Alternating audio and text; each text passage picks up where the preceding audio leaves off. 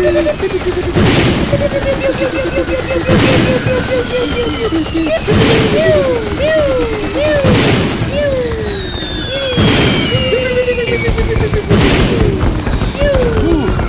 take 2 deep breaths on that one, Robert. Some of those were firecrackers too. Happy 4th of July, early. Yeah, 4th of yeah. July. Also, early, not cool. We'll get to that later. I got one about it too, buddy. Don't worry. We got fun, action-packed podcast, and if only you could have heard some of the podcast stuff we were talking about before we started recording, but we don't want to get in trouble, so we're not. It wasn't like racist or anything, but it was some funny stuff. It was some funny stuff. Just to clarify, we're not racist. Definitely, it wasn't like that kind of like we would have gotten in trouble, but it was like, I don't know. The It's not worth the trouble. The internet's weird these days, okay? Let's just say not all the comeback kids make it every week. All right? We'll leave it just at that. like not every cum kid makes it. Not every the egg chooses. I mean, a lot of them don't. Most of them don't. We're all winners in our own place. You know, we're all winners. Everybody was number one on a podium at some point in their life. All right. So even when you're feeling down, you're still a winner. Right? Well, some people had to share the podium. Twins. Still at the top of the podium. Still a winner.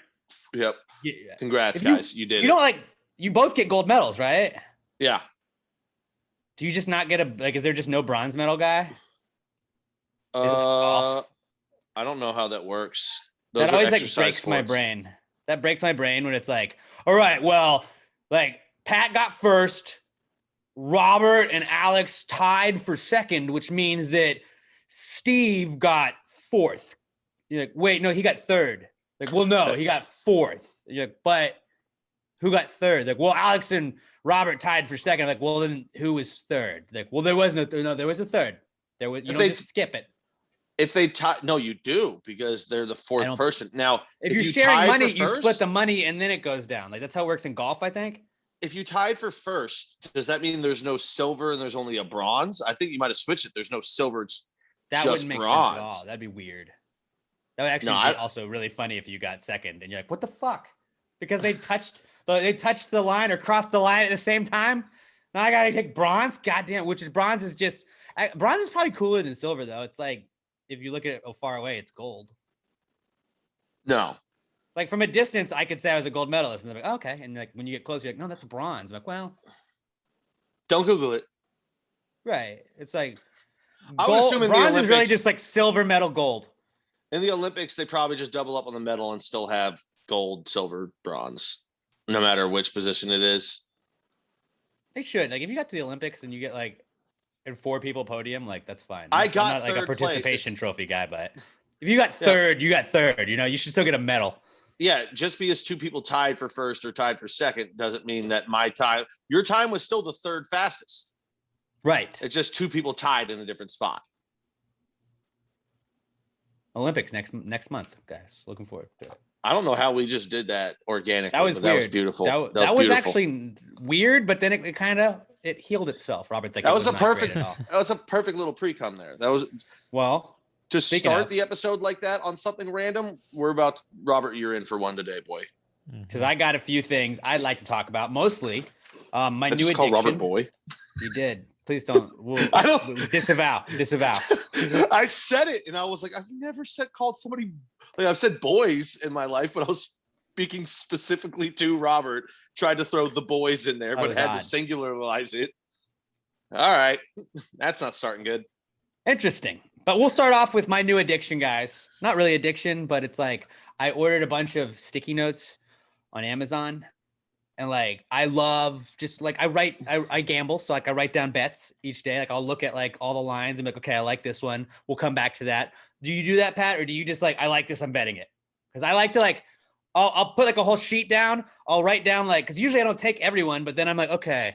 And sometimes you're like, Alex, that's too many bets. We don't do that. Like if you put too many bets, you're gonna not like your odds aren't great, but like I also end up betting like 8-9 games sometimes, so it doesn't really work that well. But this kind of helps me from doing like 12 games.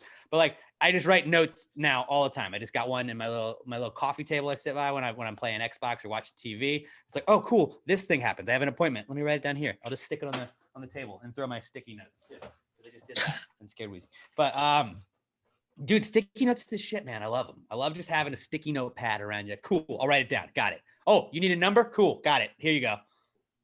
I got something I think you'll like guys. too. I think we don't appreciate them enough.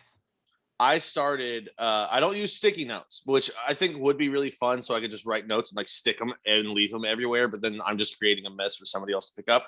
I recently got one of those, like a little referee booklet, you know, one of those ones that flips over the top. It was like 40 it's cents. Like a reporter and like a little mini one. Yeah. Just a little, it's like 40 cents at Walgreens, but I got it. Well, I'll get into later why I got it, but it's a lot of fun. Anytime something happens, you just go, flip open, jot down a note, flip it back closed, put it back in your pocket. Add it to the list. You feel super snobby, and it's awesome. Like I feel like it's Ryan. Like Ryan. I feel like Ryan all the time. I'll make eye contact with somebody when they'll say something, and I'll just flip it open, Mark, flip it closed, and then look away from them, like while making eye contact. Like this was a thing for a little bit online, like the emoji, just like the pencil writing emoji or the pen writing emoji. Like, why don't people do that more? Like when somebody's like, dude, like they have like a shitty prediction or whatever, like, dude, so-and-so's never going to win a game this year. And you're like, I'll take that note. Or you just put the Ryan gif. Well, I mean, I follow somebody on Twitter who like, that's his shtick. It's Siraj something. He's like in the realm of politics. And when people just tweet wildly bad takes, he'll just tweet like the writing gif and it goes, "You've made the list," or like the list comes for all, like even when they delete it. And that's just his stick. And he goes after right and left. He doesn't lean one way or the other. He just goes after everybody that has horrible political takes, and it's funny as shit. Like it's 90% of his tweets. Freezing Cold Takes account. Oh, it's basically Freezing Cold Takes, but for politics is what he does. Yeah, Freezing Cold Takes is just for sports, but it'll be like, oh, hey, you know, like who's fucking good? Like the San Francisco Giants are garbage. They'll be lucky to win 20 games this year. And then it'll be like San Francisco Giants first place. And then that guy's tweet. And it'll just like, But it's always like from months ago. So somebody sends it to him and people get tagged in like bold tweets. Sometimes I've gotten tagged in some bold tweets, but I've never like I'm not big enough to where they're like gonna roast me for it. But see, I'm safe. I usually just retweet other things. Not very often do I actually send tweets. I just retweet other shit. I send tweets a lot. I should. I feel like it would help, but I don't know. I'm still not used to thinking like, oh, people would care if I have this to say. I'm the same way, Pat. Yeah. Like I don't think they care. I just like yelling it into a void. Like, I feel like I could actually do numbers if I had tweeted today, like, oh, just realized I've been on the toilet for 35 minutes. That actually happened today. Congrats, it's not as impressive as last week. Last week you said you were on there for, like an hour? It was around an hour. Well, that was him time because he had just been working so hard, you know? Yeah, well, the part of it is, and I don't know, I give it probably another week. I download another one of those, like, you know, bubble matching games. Mm-hmm. Yeah, I'm on one of those right now. So that takes and if I have nothing to do, I'm like, well, there's no reason to stand up. Fair point. I mean, I'm fat enough to where my toilet is hermetically sealed right now and none of the smell is escaping back at me. All right. Hell of a way to start a podcast, guys. While we continue the Precome segment, I have a couple other things. Most of these are food related, but Emma and I have Taco Tuesday every Tuesday. And last night she was getting sour cream out. And I was just like, why don't we shorten it to Scream? Like sour cream, Scream, like it's there. Trying too hard, why not? Yo, give me past the Scream. Nope. It just seems like it would save time. It seems like it would save a lot of time. No, because then you had to explain it. Sour cream. You know what this is? It's fetch. It's just not going to happen, man. Let it go. We don't know that. I'm just saying, maybe we make sour scream happen. You just said sour scream. I know. I like sour scream almost better, actually. Which would be a great name for a band. A great name for an all-girl band. Why does it have to be girls? I don't know, but it just seems like it would be like a girl band. So moving on from this, like a dude drummer, maybe. We're all in agreement that this is a bad idea, but am I the only one that constantly, like, just in everyday phrases, something will happen and I'll be like, dude, that's a great band name. Oh no, I definitely do it at work all the time. Me and on the morning show, on the Rod Ryan show, we have like a band name list. And it'll just be like anytime we say something like add that to the list. Oh, I'll start sending them to you then, because all the time at work. Like I can't even think of any of them, but it's always like somebody will just say a combination of like words that are like in a drink. It's a celebrity. It's usually like a celebrity's name and something random. I remember one of our band names, quote unquote, was Jeb Bush's Black Hand. And that was when during like the 2016 election, like in the like before it got down to like the last two people, like when he was doing the primaries and stuff. And like there was a picture they took and he had a shadow on it. And they're like, does Jeb Bush have a black hand? And it was like, Jeb Bush's Black Hand. That sounds like a funny band that would open for like The Cure. Ours will be like, saying we need to get a stool behind the bar so we can reach higher bottles. And I'll be like, dude, just get a Barstool Bucket. I'm like, oh, Barstool Bucket. Great band name. That is a cool.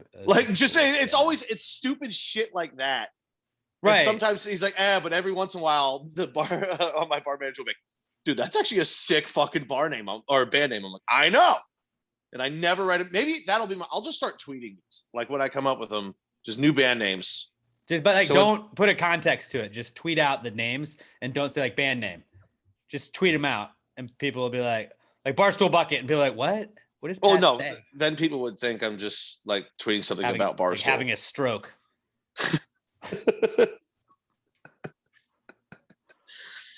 I don't know. Okay. I don't know. No on sour.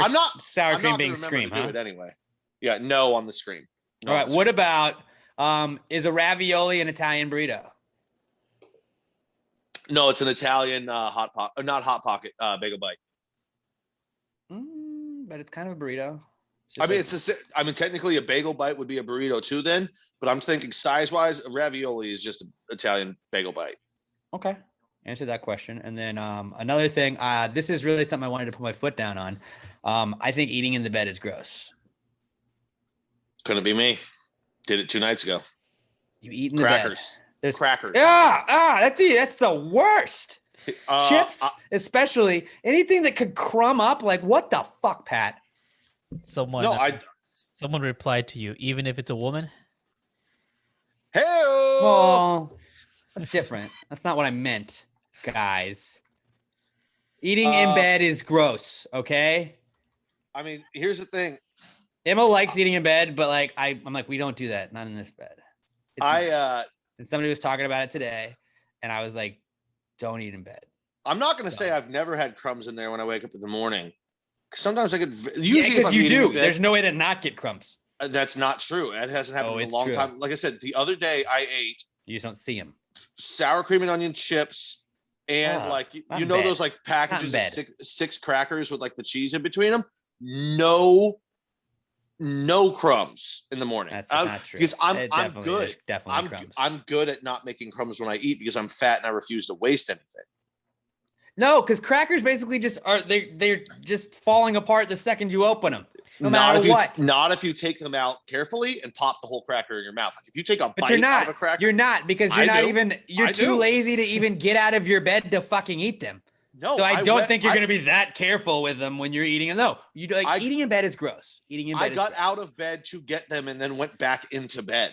I was watching Game of Thrones on my laptop at like 3:00 in the morning, drunk, and I was like, I want some crackers, and I ate myself some crackers.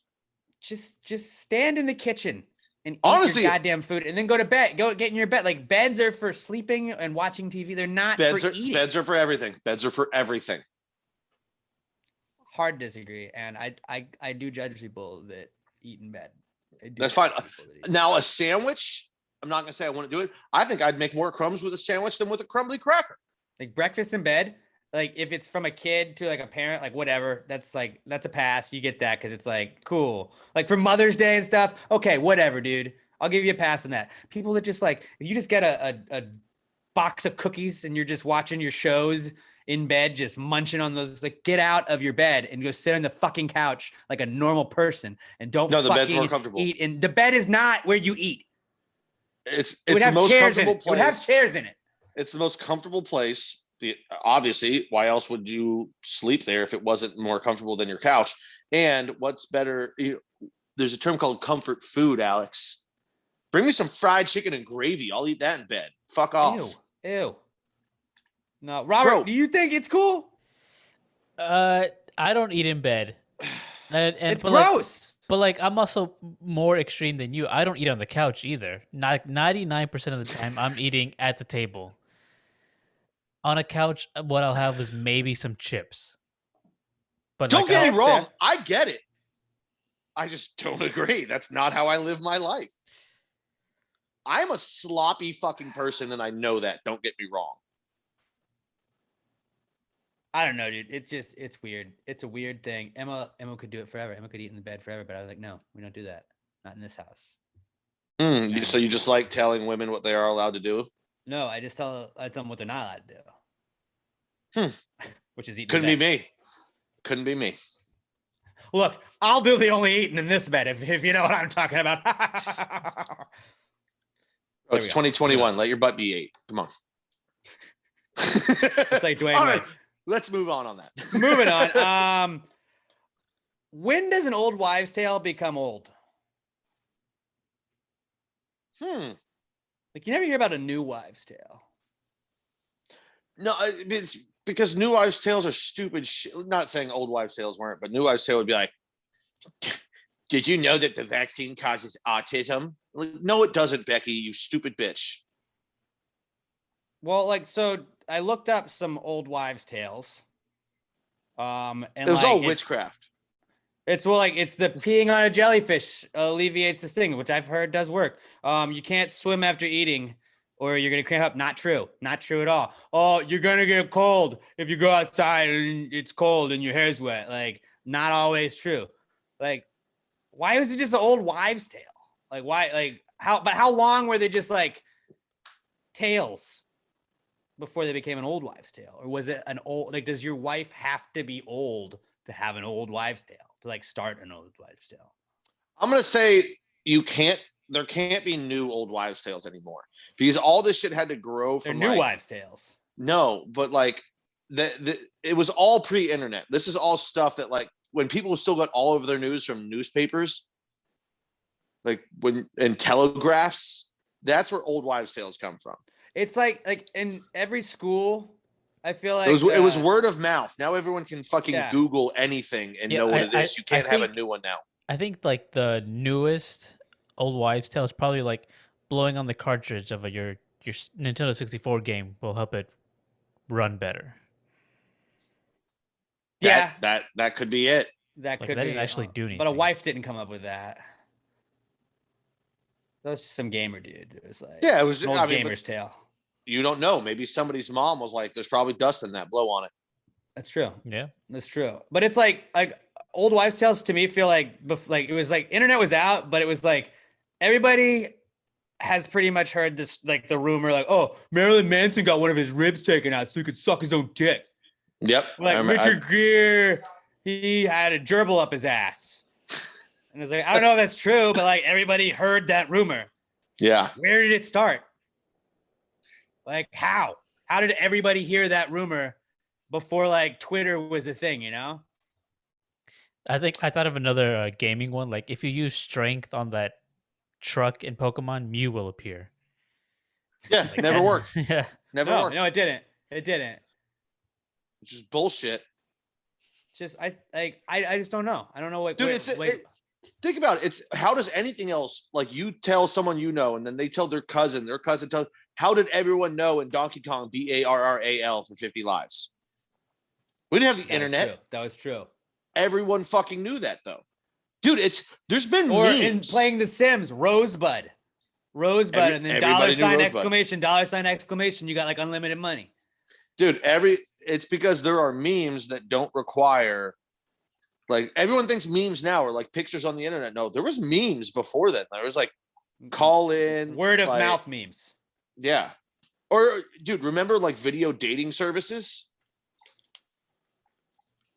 Like you'd be up late at night and it would be like you send in your videotape to a dating site and like they would advertise like Comedy Central late at night. Oh yeah. Right. Remember like, hey guys, we're up late and looking. No. Of course you thought that. You're criminally horny. Well, I just remember like being a kid, you're like, do people call this? Girls Gone Wild. Yeah, Girls Gone Wild. That's Comedy Central at night. Girls Gone Wild. And hey guys. Dude, I could send away for tapes. Are looking to mingle.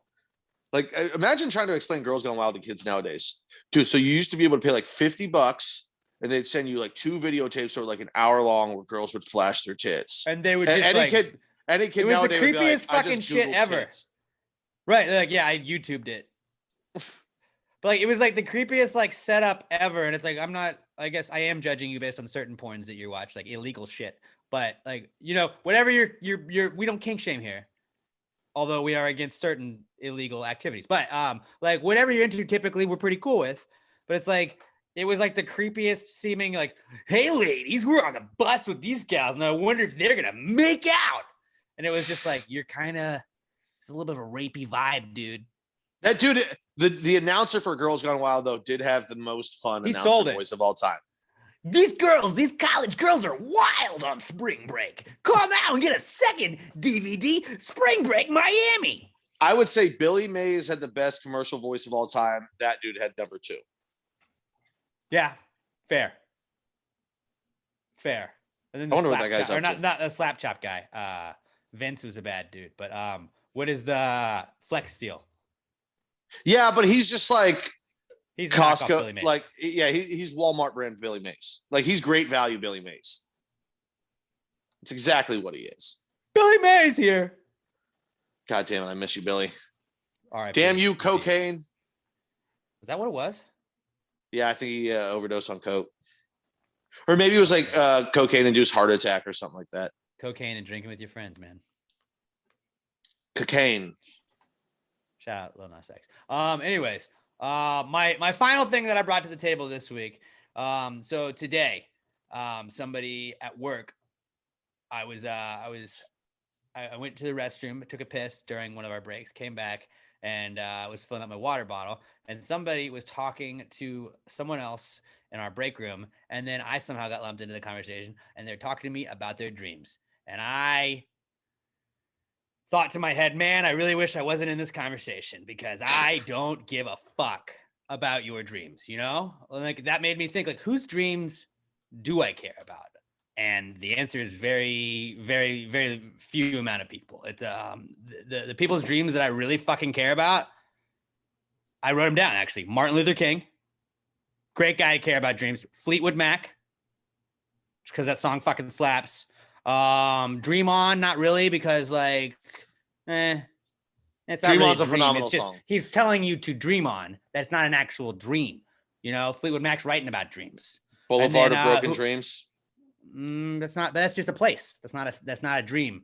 And then Whoever's Dreaming of Jeannie. And then actually Emma, because like Emma, like I'll listen to her dreams.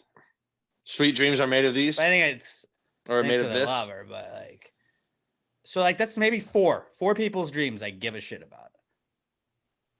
And I actually like, hey, do you want to just make a stranger not like you that much? Tell them about your dream. It has, especially a dream that has nothing to do with you. Like if Pat was like, hey, Alex, you were in my dream, I'd be like, well, that's weird. Why? But like, if you were just like, dude, I had a dream last night. You're like, I saw a deer and I hit it with my car. And then I had to go to this place. I'd be like, dude, Pat, I don't fucking care. I'm going to do that right now. Where am I coming in this? It's an early not cool. I had a dream last night that I was playing with my parents' dog, and then I woke up. I don't give a shit, Pat. The dog wasn't here. That's why I said it's an early not cool. I was playing with a dog that when I woke up, the dog was not there. That made me sad. There was another dog there, but it wasn't the dog that I wanted to play with. I don't fucking care because it's not real. I know, but that's what's funny because I just had an example cocked and ready to go for what you just said. Robert, what do you dream about? Yeah, don't. Nobody fucking cares about your dreams, guys. Like, not those dreams, like the sleeping dreams. Like, whatever your dreams are that you aspire to be, you go off, king or queen. I'll take it that step further. I don't care about your sleeping dreams. I don't care about what your life dreams are. Don't fucking tell me. I don't care. If we're in a conversation and you tell me, like, I want to be an opera singer, and like then it goes to the conversation that way, that's fine. I don't need you to fucking just like lecture me on opera singing for no apparent reason at all. Do you have any idea how little I know about people that I've worked with for 8 years? I don't care about their lives. I want it to stay this way. I don't ask my people I work with. I don't ask them questions about their personal lives.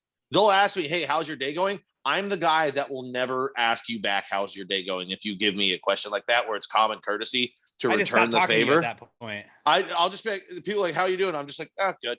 I don't ask anyone how they're doing back ever. I don't think I've done it in like 6 years because I don't care about anybody else's life. It's kind of fucked up to say it like that, but I'm not trying to be friends with these people. We work together. And I don't give a fuck about your dreams, okay? I don't care what you dreamt, Cheryl. Your dreams in life, your kids, your family, don't fucking care. Nobody fucking cares that you dreamt you were riding on a horse. All right? Ooh. Why do you really need to share that with a stranger at the coffee maker? Because they want so badly for you to ask, what do you think that means? You know what it means? You ate a fucking burrito before bed and you had a weird dream. If anybody ever asks you what you think their dream means, be like, that probably means you're going to die. I think it means you have AIDS. You're not lying because everybody's going to die. So you're just not telling them when. What do you think it means? I think it means that you're a fucking idiot that your dreams mean anything. I think it means that I'm never talking to you again after this. Later, motherfucker. That's how it should go. That's about right. Who else's dreams should we care about, really, though? Besides, like, I think the ones that I listed, maybe your significant other. You know, maybe that. I listen to Emma's dreams, and I don't get frustrated every time she talks about this. So, like, she's like the only person that I know. With the holiday coming up, I'm surprised you didn't say the American dream. It's unrealistic now, dude. It's not. It's actually more realistic than ever. It's unrealistic. Oh, you want a white picket fence? Wow. Says a lot, Pat. I actually don't because I don't like cleaning anything in white. You have to clean. I want a chain link fence. Can I just have that? Give me a fence. I guess you should care about. I'll take a chicken wire fence. You should care about your kids' dreams because you have to listen to your kids' dreams to know which ones to shoot down and like which ones to support and which ones to not support. Your dog's dreams. Oh, I would care all day about dogs. Actually, people, I'll add that. People do care about it. And it's not really that we care about the dog's dreams. We're like, oh, he's running. Look at him. Oh, look, he's giving a little woof, woof. Oh, he's probably chasing the mailman. He's chewing on something. Go, boy, go get him. Okay, so we care about dog's dreams. We'll add that to the list. Yeah, not cats' dreams, though. Fuck cats, dude. Fuck cats. Except bear cats. We like bear cats. They're cool. And bobcats. I guess they're all right. They're not national champions, though, but Bearcats, regardless. They're super cute. Shout out to the Bearcats. They had their national championship parade this week, so still national champs. What if I just started doing? I'm gonna keep that same energy with the Bearcats that everybody with the Astros did from 2017 for like 3 years. From 3 years, like in 2025, I'll still be like, and still 2020 national champs. You know, we don't care. There's no controversy about it. Yeah, still though. You know what would be a nice present for them that you should get them? An actual Bearcat? No, I mean, you should probably, or at least the coaching staff, because you can't get players anything, of course. You should send them a nice little gift, something that might go well in their morning tea. Maybe something like a little honey. We could do that. Maybe some bee's knees. Honey. Ooh. Would that be the one? Maybe that. I don't know. What a totally non-forced and organic transition. That's very organic, but so is their honey. Their honey is awesome. Bottled honey, comb honey, honey butter. You guys, the Oreo cookie honey butter. Get it. beeskneeshoneycompany.com. I'm telling you, it's gone. It's not. It no longer exists in my house because. Are you more addicted to that or sticky notes? Definitely Oreo cookie honey butter. Yeah, I'm afraid to even way buy better. it. I would assume. Oh, dude, I got two jars. They're gone. It's gone. Out of there. And it was like, I ate one just entirely, just like ice cream. Like didn't put it on anything. Just ate it like with a spoon in the jar. Like that's it.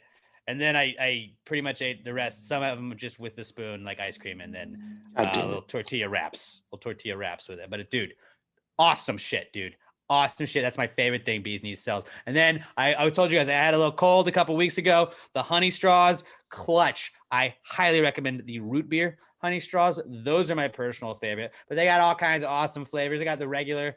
They got I'm clicking it right now to read all of it, to try and get a full list of it. But yeah, caramel, lime, wildflower, blackberry, lemon, organic clover honey, fair trade coffee blossom honey, root beer, like I said, that's my favorite. Mango, habanero, honey straws, cinnamon, California orange blossom, peach, sour strawberry. Oh, I've had those. Those are pretty fucking bomb. Those are bomb. And they have Strawberry. sour apple too, mint. Dude, all of this is awesome. It's not gonna overtake you, but like sometimes I just want to like you just cut one of those straws up and you just eat the honey in there. It's pretty awesome. And if you got like if you're making tea at work, take those straws with you, bro. Easy shit, dude. And it is the best honey you will ever have. I promise you. BeesKneesHoneyCompany.com. Use promo code HONEY10 for 10% off of your order at BeesKneesHoneyCompany.com. And when you get your Bees Knees order, tag them at Bees Knees Honey1 on Twitter and at Bees Knees Honey Co on Instagram. Let them know you're supporting the people that support Pass the Gravy podcast. Bees Knees Honey Company, guys, the official honey sponsor of Pass the Gravy podcast. Did you guys have anything for our pre-cum segment, or are we just moving on into Comeback Kid? No, moving on. I mean, we kind of added a little bit in there. That's about the best you're going to get. Well, then here we go. Comeback Kid time. It's the Comeback Kid. The Comeback Kid of the week. The Comeback Kid of the week. Bitch. All right. Our first Comeback Kid this week is America. Ever heard of it? Ooh. Maybe you've heard of it as the greatest goddamn country in the world. Huh? Best there is, was, and ever will be. 2-time World War champions. Back to back. Reigning CONCACAF Nations League soccer champs. And we don't even care. Reigning Olympic curling gold medalists. I mean, Simone can't fuck Biles. with our curling team. Simone Biles. Awesome. Yeah. Not like she has like 4 different Olympic chicks named after her. Phenom. Katie Ledecky. GOAT. Dare I say the GOAT? We got both Take her goats over in swimming. Phelpsy. I don't know. Yeah, we got all the goats. All the goats. But America, dude. Happy birthday, America. You did it. You got another year. You made it. I mean, people can shit on America all they want. They're trying. They're trying to end America. It's fucking kick ass. Hey, they're trying to take our America away, buddy. They've been trying to end America since 1776. And we tell them the exact same thing that we tell the Lord of Death. Not today. Not today. Not today. Bitch. Not today. We, just like that bitch Carol Baskins, we say no. Give me liberty or give me death. All right. That's what I love. Like, I love how half the slogans for America are just like, fucking kill me or don't. Suck a dick, England. Come and get it. That's pretty bad. Yeah, that is. That's pretty. It was pretty badass though that we like fucked up England and we were just this like little upstart. We were the fucking expansion team. We were the expansion team. We were the Vegas Golden Knights. But like, if the Vegas Golden Knights had won that championship their first year, I thought they did. No, they lost. Oh, the Capitals. Never mind. You know what? Hey, we're the Colorado Avalanche. Nope, back in like '96. We're not. Fuck the Avalanche, dude. Yeah, but they won it. This is a Red Wings expansion. They won it. They weren't an expansion. No, it's they weren't an expansion. They fucking moved. Yeah, expansion. No, you're not an expansion team if you relocate. Yeah, expansion. You didn't expand it. You moved. Expansion would be a brand new team.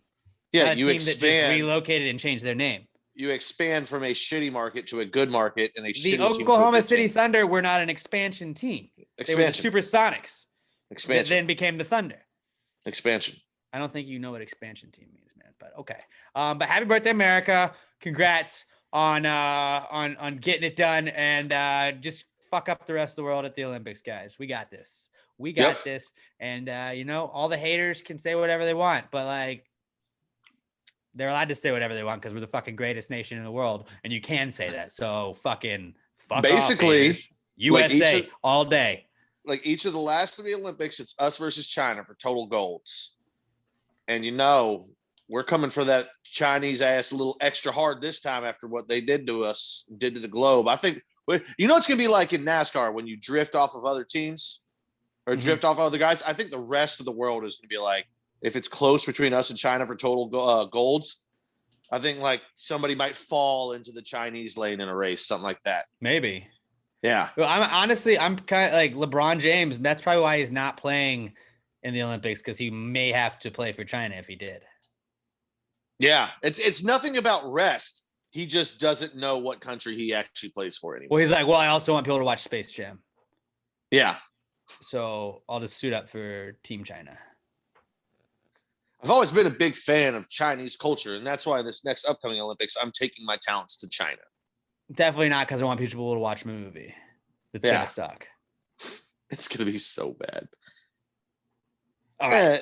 It'll probably America, be okay, though. but we'll just hate it because it's not the fuck original. It, dude. Fuck LeBron, bro. America, it's back. Also back this week is cycling, guys. Cycling is back. It's so fans are back. Fun fact about cycling. Did you know? Everybody knows what Pelotons are, the bikes, the workout bikes. Did you know that Peloton means like a group of bikes in a field? Like I did not. A racing field, like the field of bikes in a race. That is what it is. I got it the first time you said it. Yeah, I understood. Well, I didn't mean like it could have meant like bikes just sitting in a green, like a field of grass. I don't think so. Not a bunch of abandoned bikes just sitting rusting away, but it's the group of bikes that are in the race, and that makes sense because that's kind of what they do. Although I still don't understand Peloton. I still don't understand why they try and make it seem like somebody's like talking shit to you the whole time. Like, don't let anything hold you back. You can be all you need to be in this world. You can achieve anything you put your mind to. I'm like, Gary Vaynerchuk, just shut the fuck up, dude. I just want to ride my bike. Yeah, see, that's the reason I couldn't do that shit. Not because I hate exercising and I don't want to do it. More than that, I despise relentless optimism. I can't be around that optimism as much as it's just random generic. No, sorry. Relentless positivity is what I can't be around that. I need negativity in my life. I need to hate things. I need to be miserable about things. Not even miserable. I just need to be able to bitch and complain and hate things. What was Dwight Schrute would have been the best spin class instructor. If they catch us, they will rape us. And everybody's like, cool down lap. He's like, no.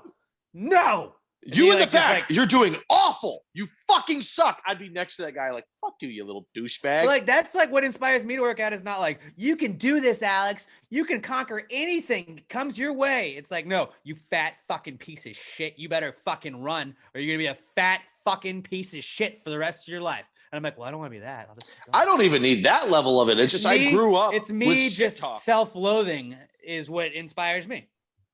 I need shit talking. Like my dad's been calling me a douchebag since I was 6 years old. Your dad called me literally when I met him. Since I was like 6. Yeah. I mean, I need not even necessarily negativity. I can't have all positive. Like, don't get me wrong. My dad, he told me he loved me. He showed he loved me, all that shit. But he would still call me a dumbass. He'd still call me a douchebag. I need that level of like, He's need well-rounded digs. now. Look at you. You need digs thrown at you. You can't just be like, you're perfect. Everything you do is awesome. Your dreams are going to come true. No, they're fucking not. Like if you have that in your head all the time, when you finally do fail, and you're gonna, because everyone does, you're going to have a mental. That's why so many people need fucking Xanax because they don't know how to deal with failure. They go, Dr. Pat Dion here.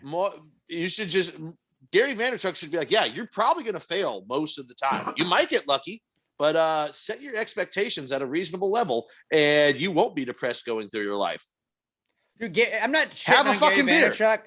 Like Gary Vaynerchuk. I actually like Gary V. I like Gary V, but like sometimes you're like, dude, just chill out. Like, and I love him. I think he's great. He has great advice. He has great advice, and it's funny when people are like, Gary, I tried to follow your method and I did this and I didn't get anywhere. And he's like, well, not everybody's cut out for their dream job, dude. And it's like, that's real. Right. But do you want to like my impression of Gary V? This is my Gary V like on an Instagram. All right, guys, what you need to do is you don't take shit from anybody. You go out there, you have a dream, you set your fucking goals. Yeah, they're going to be out there, people telling you that they doubt you, but people doubted me my whole life. You got to fucking stick it to them. Who gives a shit what they say? No one fucking cares. And it's like, you just, a bunch of motivational quotes, throw a couple curse words in there. Gary Vaynerchuk nailed it. Yeah, like my dream, I know I'm not going to achieve. My dream is to be a stay-at-home husband with a beautiful Asian wife who is very, very rich. I'm not going to get that because guess what? I know a guy that did that. You can't have two people in your friend group that get like, I know a guy that married He married the I have a daughter. friend that already did that. He married the daughter of the guy that invented LASIK eye surgery, and she's also a doctor. Mrs. LASIK? Yeah, they're very rich, and he's a stay-at-home father with a beautiful Asian wife. You don't get two people from this close together growing up that get to live the exact same dream. I probably could, but I was talking about my specific dream. Cut that part out. We all know there's nothing wrong about it. I dig Asian girls. I dig all girls, but I really... They're not just your kink, Pat. It's not. I appreciate their culture. Good. You know why? Good. Because Asians don't set stupid, unrealistic expectations like everyone is perfect. Okay, he made me really nervous before he said that. No. Asians will straight up tell you, no, your dream is fucking stupid. Like the stereotypical Asian parent, no, you're not going to be an artist. You're going to be a fucking doctor. Stop being a goddamn idiot. Do something with your life. I love that level of support and negativity in the same sentence. I do think it is true, though, where people are like, yeah, you can achieve your goals, man, but not everybody will. And to think that, like, hey, you're going to succeed. Like, there's a difference in being positive, being, supportive, and then, like, at a certain point, like if your kid's 35 and, they're still trying to work on their big break at being like an NFL player, you gotta be like, dude, you're probably not gonna make it, dude. Like, hey man, like, you need to go get a job at Enterprise Rent-A-Car. Right? Like, I always think about that, like when it's mostly in like baseball, because you don't really see like old rookies or like old people making their debut. Not old people, but like Brandon Whedon was like 29 when he was a rookie in the NFL.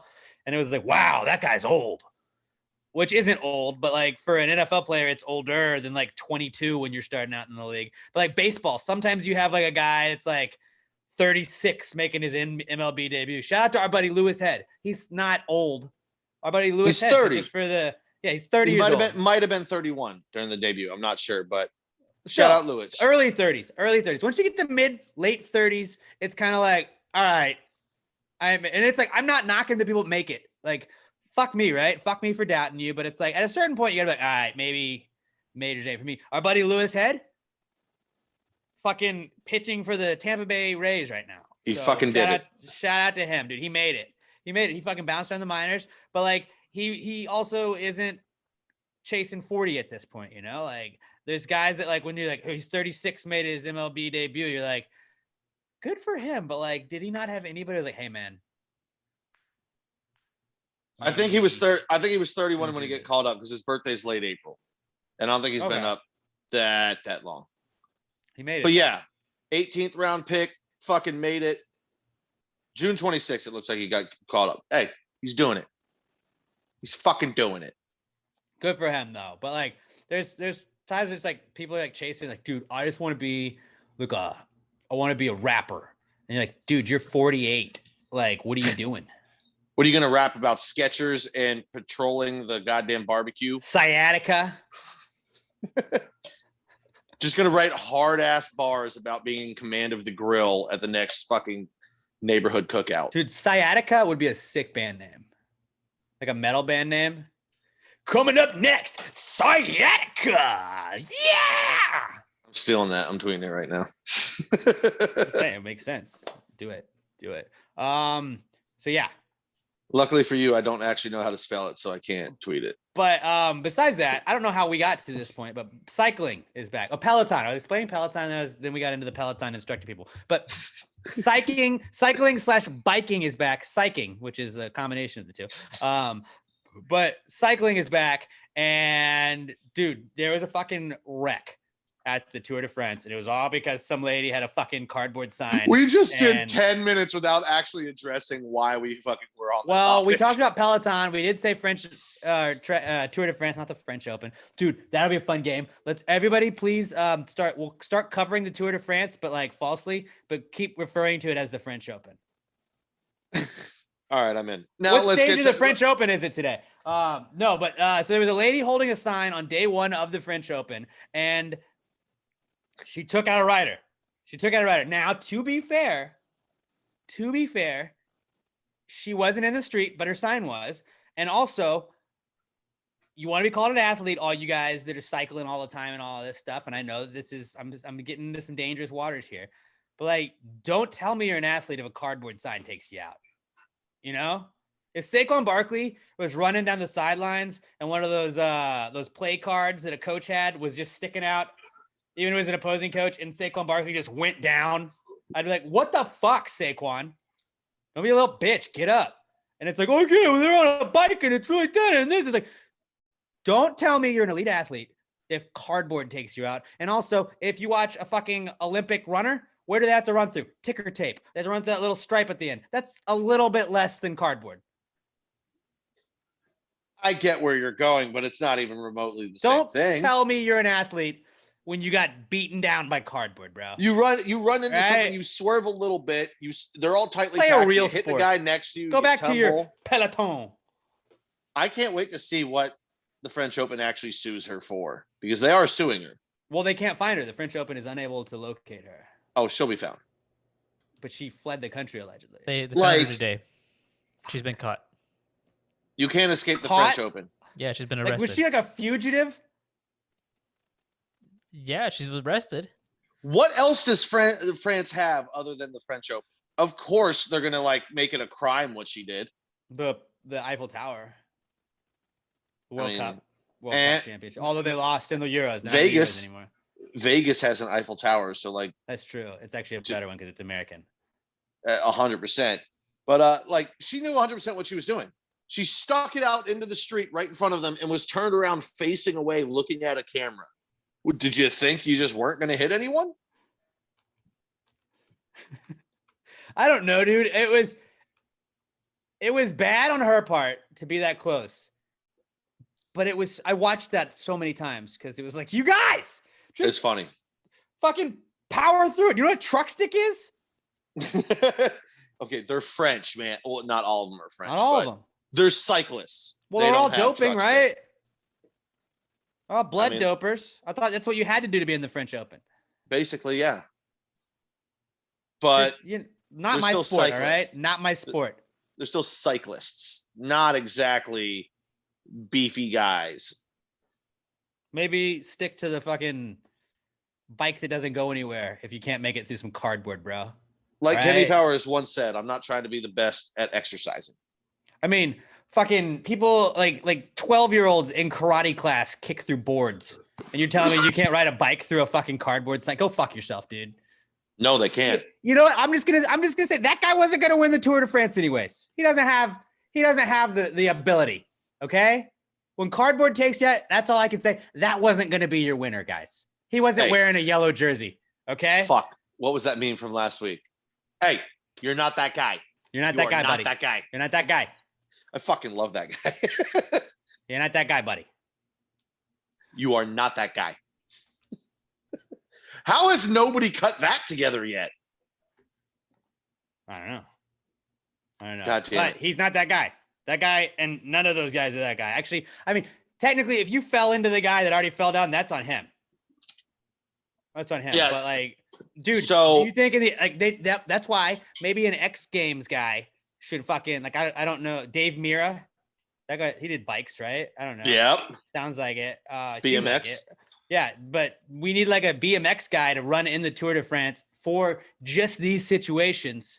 Because I know they have like teams. There's like five people on each team. He should just have a random BMX guy. So like, oh, sign wipeout, whoop, hopped over him, bunny hop, and then he just keeps on going. And it's like Dave Mira just won a stage of the French Open. Yeah, because he can fucking bunny hop. I think they actually like paused it though.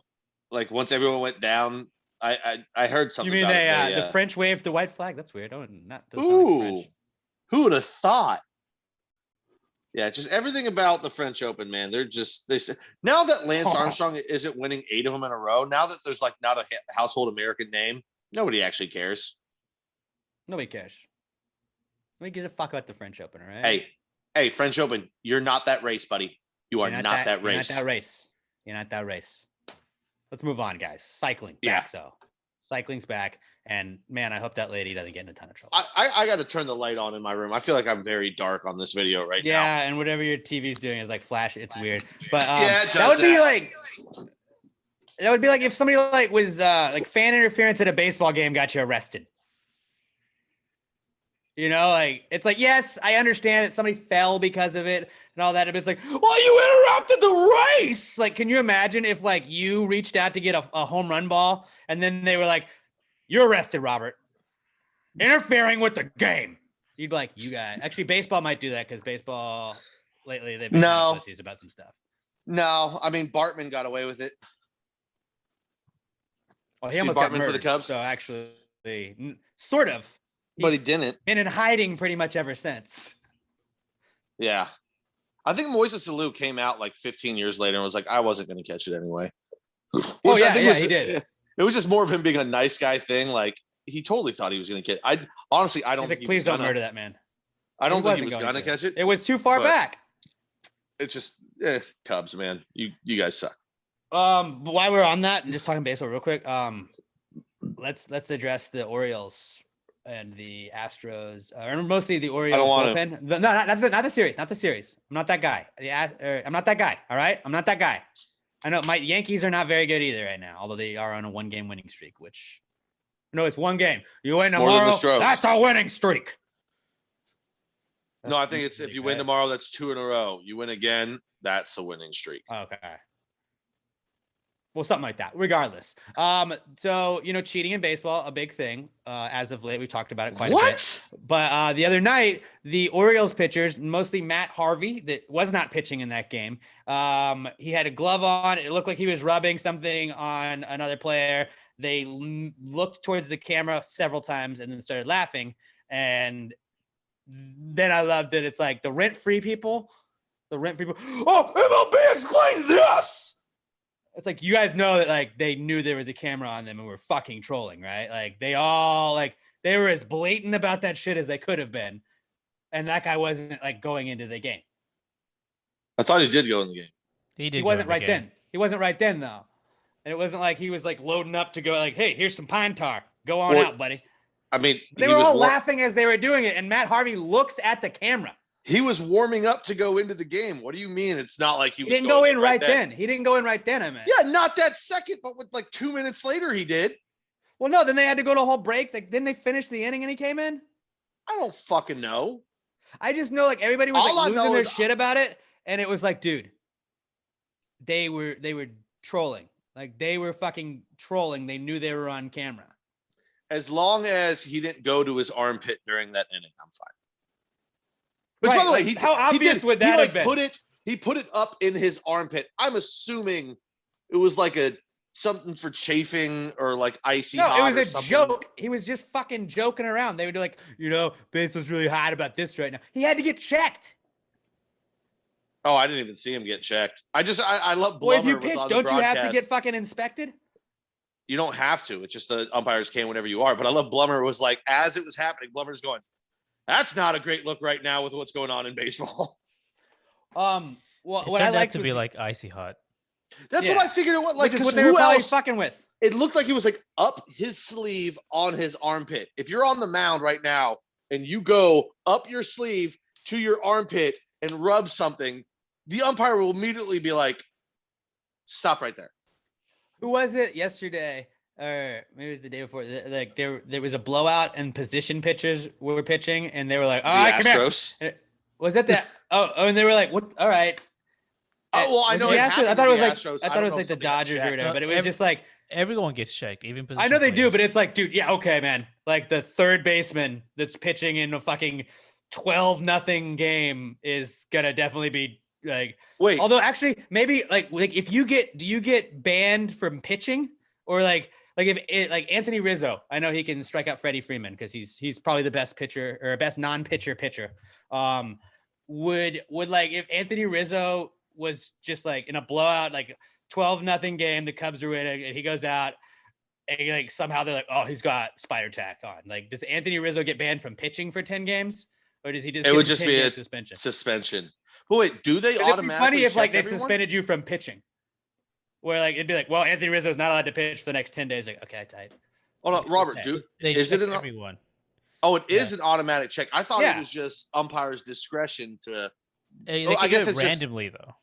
But it is an automatic check. Okay, I didn't know that. Because if it's not, I feel like if it wasn't mandatory on like everybody, then like you'd be like, well, why are you only looking at so and so? Like that's what they knew they'd be setting themselves up for. So like, we just gotta fucking check everybody, dude. And they already caught somebody, so somebody did cheat already. But, which, by the way, which that is a guy's the bold biggest fucking move. idiot in the world. Not really. I kind of respect it, dude. Well, I know. So it dude, sounds like you know they the heat's check on. you. He's like, fuck you, dude. I don't care.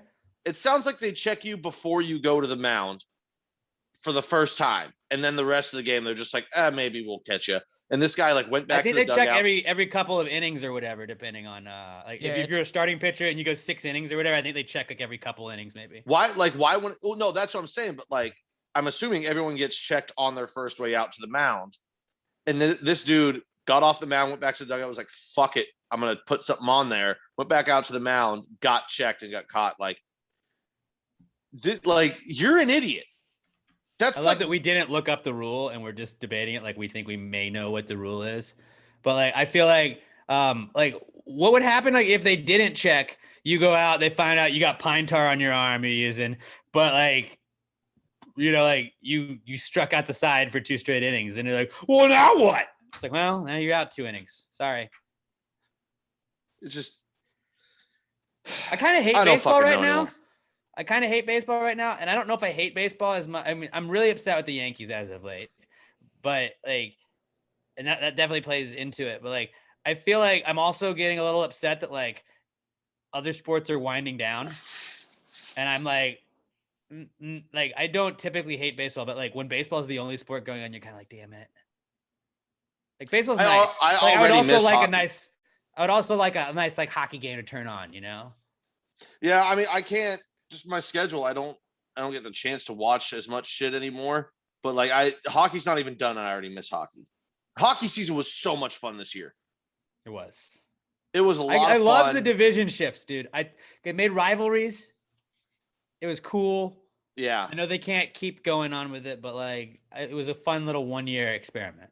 Next year is going to be nuts. Like it's going to be the Avalanche in Vegas. No, it's not. It's over there. Dude.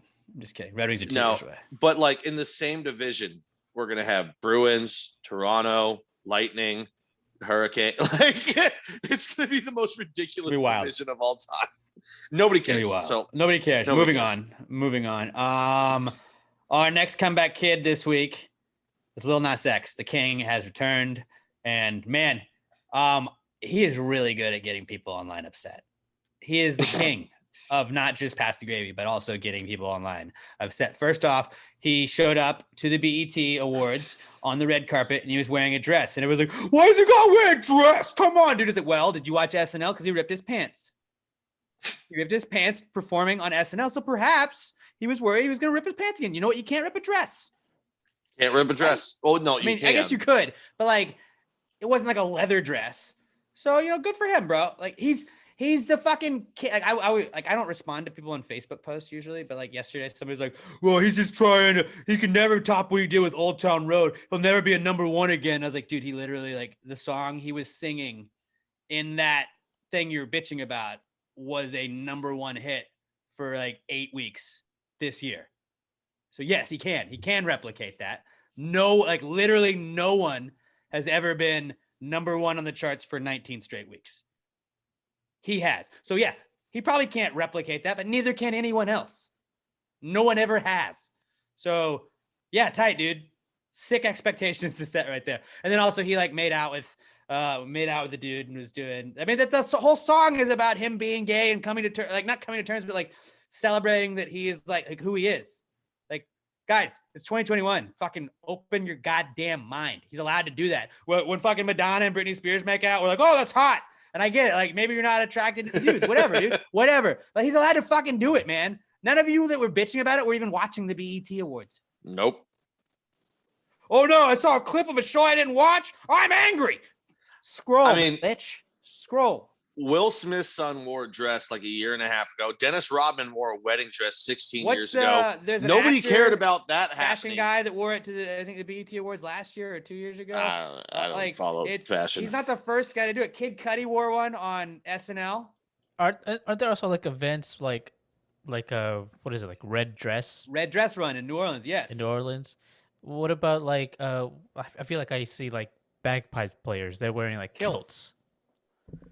Like, kilt is That different. is a traditional Scottish, like It's homophobe. formal Is what it attire. is. It is.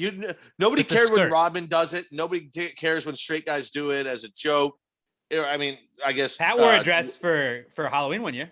I did, and I was think actually the Will original Smith's guy to son- do it.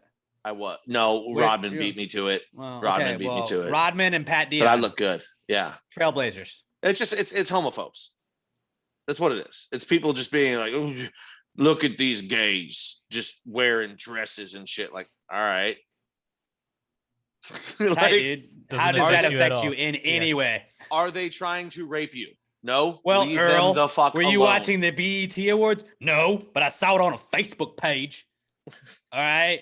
Why are you following the BET Facebook page if you're just gonna get mad about everything? I didn't. It was reposted by dads that protect their daughter's Facebook page. Like, okay, what does that have to do with any of it? You're just an asshole. Just scroll and shut the fuck up. Oh my God, dude. That should be the slogan of America. Just scroll and shut the fuck up. And everybody, dude, call me by your name, like it, fucking slaps, okay? Call me by your name, fucking slaps, all right? Lil Nas X is the king, man. Don't fucking mess with our king. You come at our king, you come at past the gravy is what you're doing, all right? And do you want us to stick the gravy game? I don't think so, all right? You don't want that smoke. So. You don't want that smoke. You're not that guy, buddy. You're not that guy. You are not that guy. You're not that guy, all right? You leave Lil Nas X alone. Love you, Lil Nas X. Love you, Lil Nas X. Please come. He'll out-troll you harder than the gravy king. Yeah. The gravy no, but it's like anyway. So like, oh no, let me get outraged at this and make his shit go back up again. It did. He went back up on the charts this week because you fucking idiots that are trying to be like, oh, nobody even locks that trash music. It's like, except for the people that made it like number 4 on the charts this week. But okay, like. You guys don't understand. People don't understand. When you interact with shit you hate, when you comment on the Vice article that you're mad about because they clickbaited you into something stupid, Vice move like that's good for Vice. There was only one person in the world who was better at this than Lil Nas X, and it was Howard Stern in his heyday. You hated him, but you would still interact and still listen. And guess what? It drove his numbers up. You would listen to get pissed off. Well, I mean, that's what he was. He was the ultimate shock jock. And you just made him more famous. Trump was probably the best of that, but I don't really know what his motives were. Well, I don't want to talk on that, but yeah, Howard Stern did it before. I think Trump definitely beat him out on it by the end of Howard Stern, Trump, year. Lil Nas X, King Trolls. Not even really in the same group, though. I feel like no, it's all in different areas. Trump is more like he's the leader of like a country at a certain point, so maybe back that down a little bit. Are you saying that Lil Nas X couldn't lead this country? I'm saying I want him to, but he probably would chill out a little bit if he was leading a country instead of just trying to like turn everybody against each other. I don't think he would chill out at all if he was leading the country. I don't think he would have as much infighting as, say, some other people that we mentioned. And that is 100% true and fair. And that's all I'm saying. I'm not taking sides. I'm just saying I saw what I saw. Okay? I believe I know what you're saying. All right. I think you do. And I think the Gravy Gang's smart. All right. I love the Gravy Gang. Also back this week, we moved from our king to our queen, Britney Spears. Free Britney! Free Britney! Leave Britney alone! Is she free yet? What happened? What fucking happened? There's a show I haven't watched.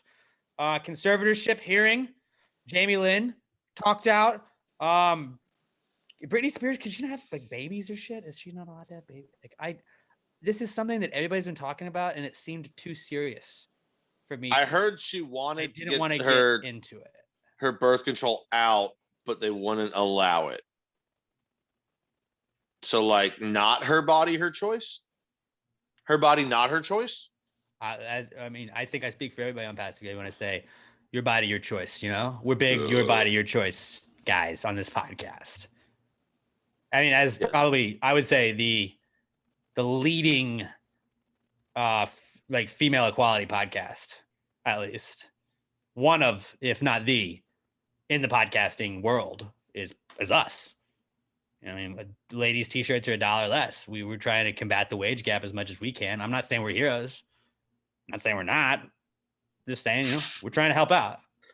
All right. So you trying to tell Britney what she can and can't do? Not about it. Not about it. Not to our queen. And man, Britney Spears is a fun follow on Instagram for sure as of late. Every so often, I feel like I need to finally just make one, but then I'm like, just make one, dude. I want to tag you in all this shit we do, dude. I should. Somebody was actually saying, "Why doesn't Pat have one? I want to tag him in this." And I was like, well, I'm so bad. Like, lazy. I'm not even like. Well, I think I said my New Year's resolution this year was to share more of the Facebook shit, and like I did for like. You started doing it, and then. And now, I will say, for a while, I was working a lot, but now I'm not, and I actually have time. And I still catch myself not doing it, and then I feel like a piece of shit. So we're just gonna add. I kind of give you a little bit of a pass just because I know how much you have been working. Pat's literally been like working. I got time now. I got time. Well, then no excuses. So stop being. No, I know. I need to stop being a dick. I'm bad at it, man. But yeah, Britney Spears, I don't like, since I don't feel like we know enough of, which is like, it's great that we brought that as a comeback kid and we didn't really do the research on it. But I also instead of watching that on Netflix or wherever the fuck it was on, I watched This Is a Robbery, which was about like a Boston art museum heist. And I just decided, I was like, I kind of want to rob a museum. Like, I kind of want to just like pull off a heist. That's I'm guessing there was a lot of like Britney Spears dropped R's in that documentary, huh? Oh yeah. It's from Dorchester. We think some of the paintings in Dorchester, it's a Rembrandt over there. I don't know how they accessed the museum late at night. But so, okay, it's called This Is a Robbery. And honestly, it's a 4-part series. It could have been a 2-part series because the second part of it is just like they investigate the mafia. Like they're talking about like what possibly it could have been because they haven't solved it. Spoiler alert. But it's like the accents are worth watching, at least the first couple episodes. And then just like the fact that the people robbed the museum. I don't even remember the name of it, but it's like a famous art museum in Boston. They robbed it and pulled off the heist on the night of St. Patty's Day in Boston, where all of the other shit was going on in the city across from like the other part of the city from where the museum was. So it's like, oh, no way. Boston's a little slow to respond on St. Patty's Day. Oh, no way. Not a lot of high-end art dealers in Southie. Fucking shocked by that. It's just like, dude, everybody in Boston was fucking partying. No shit, nobody was really doing anything around the art museum, bro. Literally, the entire police force is just trying to make sure a bunch of drunks don't burn the city down accidentally. I'm not saying it's a must-watch or anything. I will tell you guys if I think something's a must-watch. But if you're looking for something just to kill some time on, that's definitely worth like 2 hours if you want to just kill some time. I mean, it's 4 hours long, really, like all 4 episodes, but like, you watch the first 2 episodes, you pretty much get to that point. I just am picturing a dude like a high-end art dealer talking intelligently about art, but like in a Southie fucking accent. Well, they haven't like caught the guys. They haven't caught the guys that did it. They think they know who it is, and like also they still have like just the empty frames in the museum today. I'm just picturing somebody like, dude, Rembrandt's fucking impressionism, but it was so fucking wicked far ahead of his time, man. Wicked good, dude. Threw a butt. I keep doing that every time I do Boston. This one was Rembrandt's only friggin'. This was Rembrandt's only friggin' seascape, brother.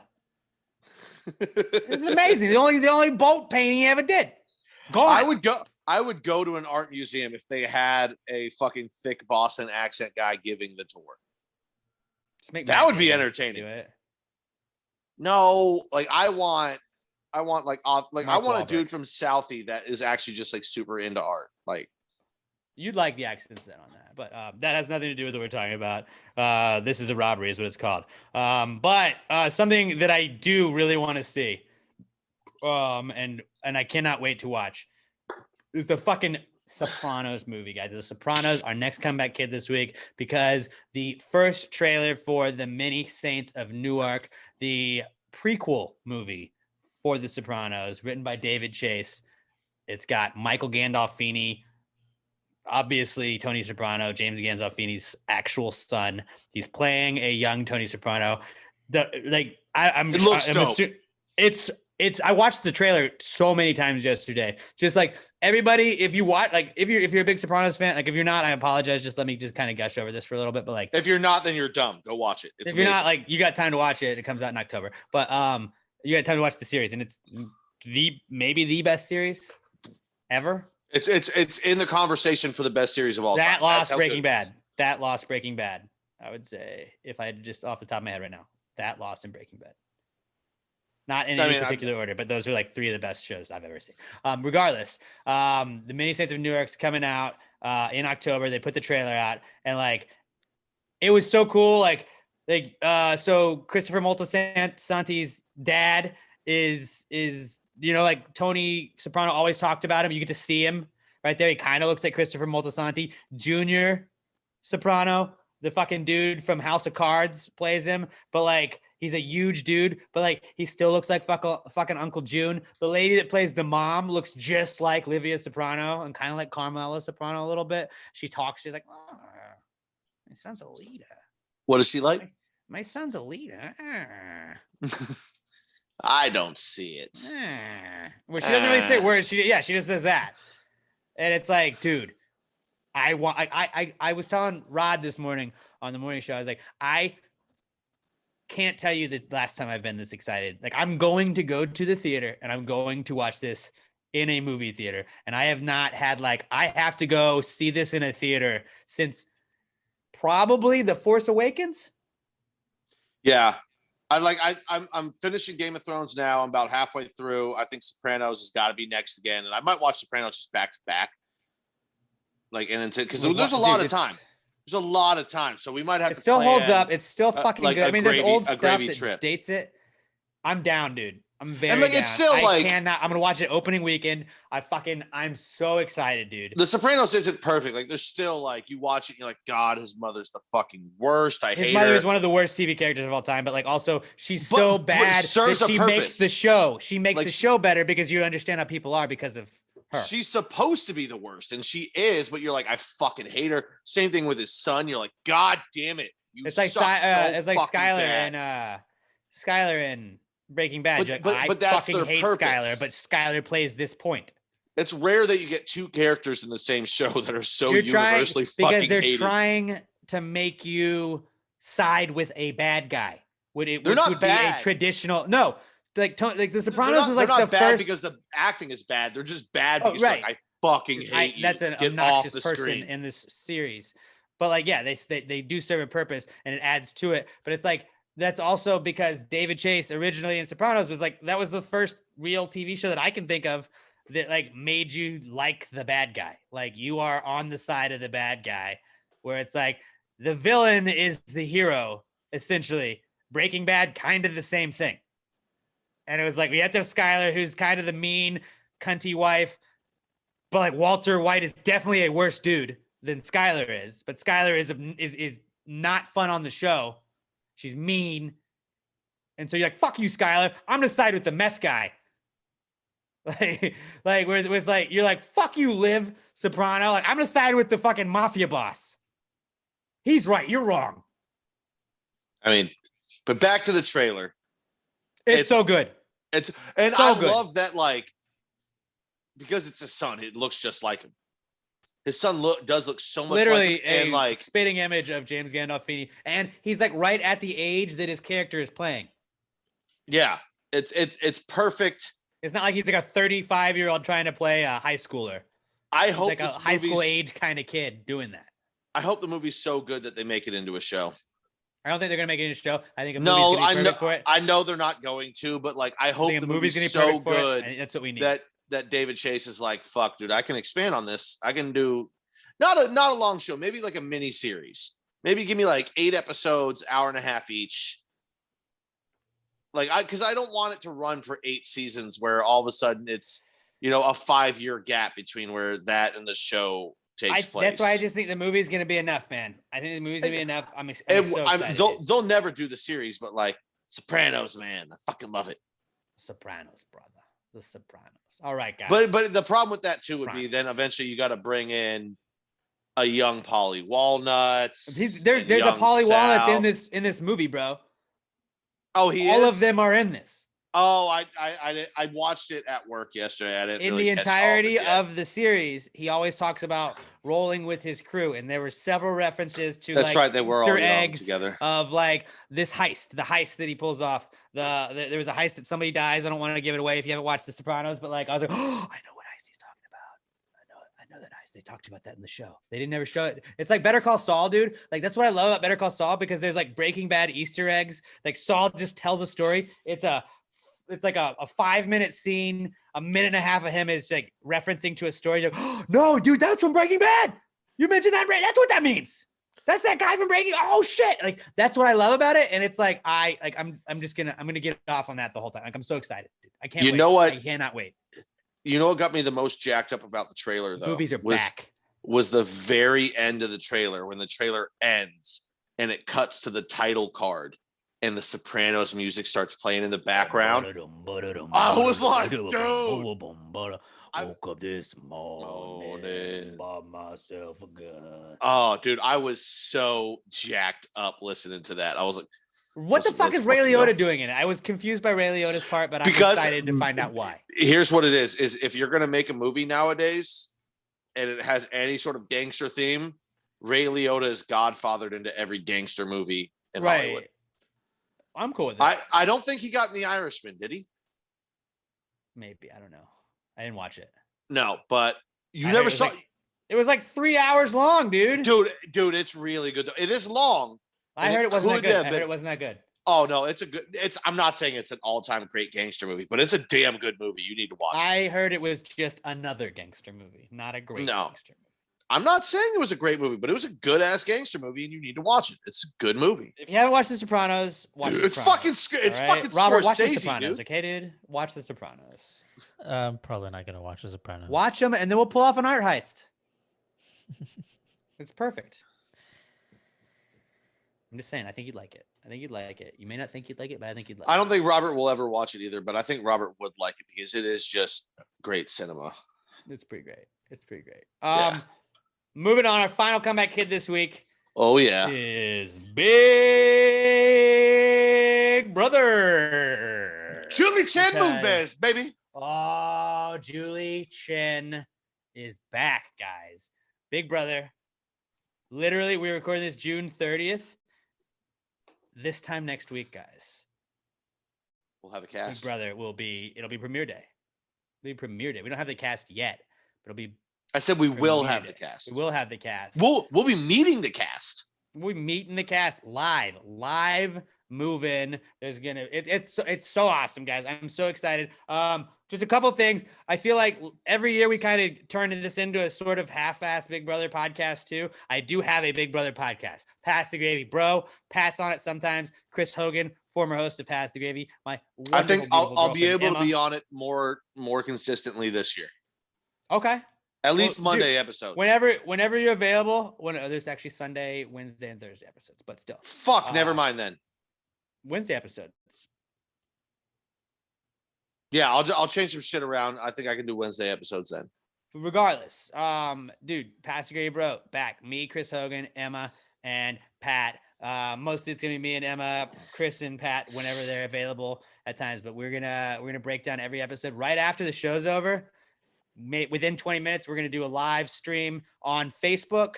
And you guys can tune in, you can watch, you can react to the episode you just saw, and we're also it's also gonna be listenable and podcasted after that as well. But if you want to interact in real time, we love having comments and stuff. That worked out well last year, and I'm excited for it. This is, I think, the 4th or 5th season of Big Brother that Pass the Gravy Bro has covered. So pretty stoked at that. That's like also like my baby. I got this and that I started. I do Clear Up Big Blue podcast. Shout out to Mike Fish that does that with me, but like that's like he does a lot of the work on that.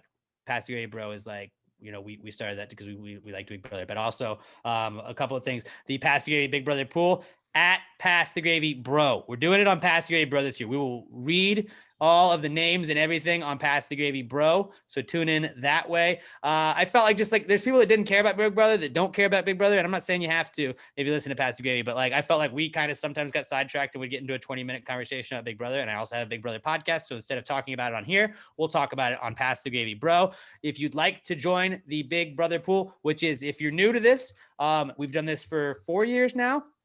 And all we do is we get 16 people. We usually get 18. We have a couple alternate people in case they have like somebody like a surprise house guest or something like that. But we'll have 16 people. Really, it's 13 people and us because we just want to be in it for some reason. Even though if we win, nothing happens. But we draw your name. We put all of the names into 2 different buckets or hats. All of the names of the house guests, all the names of the people that want to be in our Big Brother pool, and we'll pull out Pat's name and player whoever's name, and whoever is Pat's house guest. If that person wins, Pat would win the Big Brother pool. And if you win, if you're not Pat, Robert, or myself, you get any item from the Pass the Gravy store for free. Any item from the Pass the Gravy store for free. So why wouldn't you want to do it? That's just a ridiculously great deal. All you got to do is hit us up at Pass the Gravy Bro, not Pass the Gravy Pod. Give Pass the Gravy Bro a follow and say, get me in that motherfucking Big Brother pool. I would appreciate it if you do watch Big Brother. Maybe you haven't watched it before, but you'd like to try it out. Just check it out, dude. It's a pretty fun show. Pat thought he was going to hate it. Likes it. He likes the show. It's a great show. It's a great show. It was a guilty pleasure. We've turned into a podcast, and man, I'm really excited that it's coming back. But I've just figured, to save time on this podcast, to focus more on Big Brother, to get more in depth on it. Like we're gonna do all of the talking on Pass the Gravy Bro. We'll give you a recap. Like literally every week. I'm not gonna really get into a discussion about it, but I'm just gonna be like, Pass the Gravy Big Brother pool. So and so's out, which means this is their representative and they're out. And that's it. We're not going to go into like what happened or anything like that. You can listen to that on Pass the Gravy Bro. At Pass the Gravy Bro, go give us a follow and say, get me in that Big Brother pool. I want in the Big Brother pool. Hashtag PTG pool or PTG. Yeah, just say, get me in that Big Brother pool. I'll let you know when you're in. And I feel like you should give them an actual hashtag. Like, just decide on one right now. Hashtag PTG pool. PTG BB pool? Hashtag PTG pool. Okay, PTG pool. That'll be easy enough. Yeah. Hashtag PTG pool at Pass the Gravy Bro. Let us know you want in the pool, and we'll pick you guys. And then sometime next week we're gonna do the drawing and on the podcast. I think Monday we're going to have our first episode, like late Monday night. We're gonna have our first episode of Pass the Gravy Bro for this season. It'll probably be the preseason predictions if we get the cast before then. Maybe on Tuesday we're gonna do that, and then Pat, myself, Emma, and Chris are going to have to do a Big Brother fantasy draft whenever the cast comes out. So at some point early next week, that's going to come out. Then we're going to have the Wednesday episode. We break down the first episode. Then we're going to have part 2 of the season premiere on Thursday. We're going to break that down as well. Every Wednesday and Sunday this season, we're going to have a Pass the Gravy Bro podcast afterwards as well. So please check that out. And I apologize to anybody that doesn't watch Big Brother that I've gone on this long, but like, I'm promising you, it seems stupid. I thought it was dumb. I got sucked into it so fast. Yeah, I thought I was going to despise it, and I'm balls deep. Like, I'm all in on it now. And my last fucking great show. My last point before we move on is the Alex Middleton Pass the Gravy Big Brother scholarship I give out every single year. Now, I don't donate to a college or anything to like pay for kids to go to school, but I will pay for it was CBS All Access. Now I think it's Paramount Plus. I will pay for your Paramount Plus subscription for 3 months. I'll pay for your Paramount Plus subscription for 3 months. Just hashtag or at Pass Gravy Pod at Alex J Middleton. Just hashtag BB Scholarship. Hashtag BB Scholarship. I'll pick a random one of you guys, and I will pay for your Paramount Plus subscription so you can watch the live feeds. You can get sucked into Big Brother. It'll be all free for you guys. CBS, like the episodes air on CBS, so that's free. But you can watch the live feeds. You can watch what's going on in the house at all times, even when it's not on air, on Paramount Plus this year. I will pay for Paramount Plus for you guys. Hashtag BB Scholarship at Pass Gravy Pod at Alex J Middleton. Hit me up and I'll pay for one of you guys. But you got to watch Big Brother, right? You got to watch Big Brother. This isn't just so you can watch King of Queens or anything like that. Although, like, you can also do that, but you got to watch Big Brother, right? I want you guys to buy in on this. I promise you won't be disappointed. Big Brother back and better than ever, hopefully, this year. That was all we got for Comeback Kid. Before we move on to the What Would Jesus Do segment, Pat, will you tell our good friends about Southern Star Brewing Company? Guys, you've heard us say it forever. You've drank it forever. You know it. You love it. We know it. We love it. Guys, there is no better beer on the planet than Southern Star. Currently, I'm drinking the podcast favorite, Strawberry Blonde. Alex told me before he got on, bought some Strawberry Bombies for the first time in a while. And he goes, God damn it. It still hits. I was like, yeah, they play the hits. It's what they do. They make great beer. They consistently make great beer. They always make great beer. There's never a bad beer. Also, if you guys, it's coming up. It's this Friday. If you don't have anything to do yet, Southern Star is throwing a big 4th of July barbecue. Dee's Cooking is going to be there. Sorry, I'm trying to look it up as we go. I want to make sure I get this event right for them, because like everything else, they do it great. It starts at, damn it, I'm doing a terrible job of this. Hold on. Whatever. They're doing a barbecue event on 4th of July. You know what time you got to be there. Just get there early, get a good parking spot, or make sure your Uber gets there early, drive responsibility. No matter what you like to drink, they're going to have a beer for you. You like the Strawberry Bombies? Of course you do. Everybody does. They're going to have that for you. They got the Bombshells. They got your Conspiracy Theory. If you like a straight up IPA, juicy IPA, they've got the Subatomico for you. Of course, let's say you're probably gonna be drinking during the day. You might want a mimosa type beer. You got a Sunday brunch or Southern brunch. Sorry, Sunday brunch was the original name. I was going old school on that one. No matter what you like, Southern Star Brewing, it's for beer for people who like beer, and beer for people who don't like beer. You don't like beer, they will like find you after that. They will find you some sort of strawberry or citrus, or maybe even, this is a weird one. Most people that don't like beer don't like sours.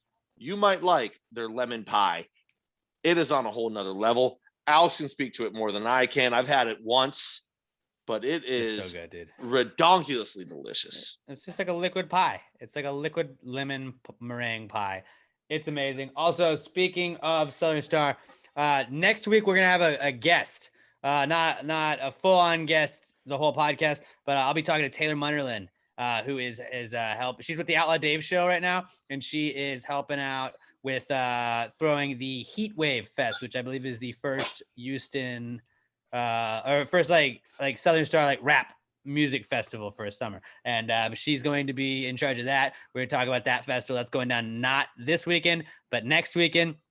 So I'm going to have her on the pod for a little bit next week to kind of promote that event and kind of talk about how just basically how awesome Southern Star is. If you guys haven't gotten it, they're fucking cool. All right. Southern Star is fucking cool.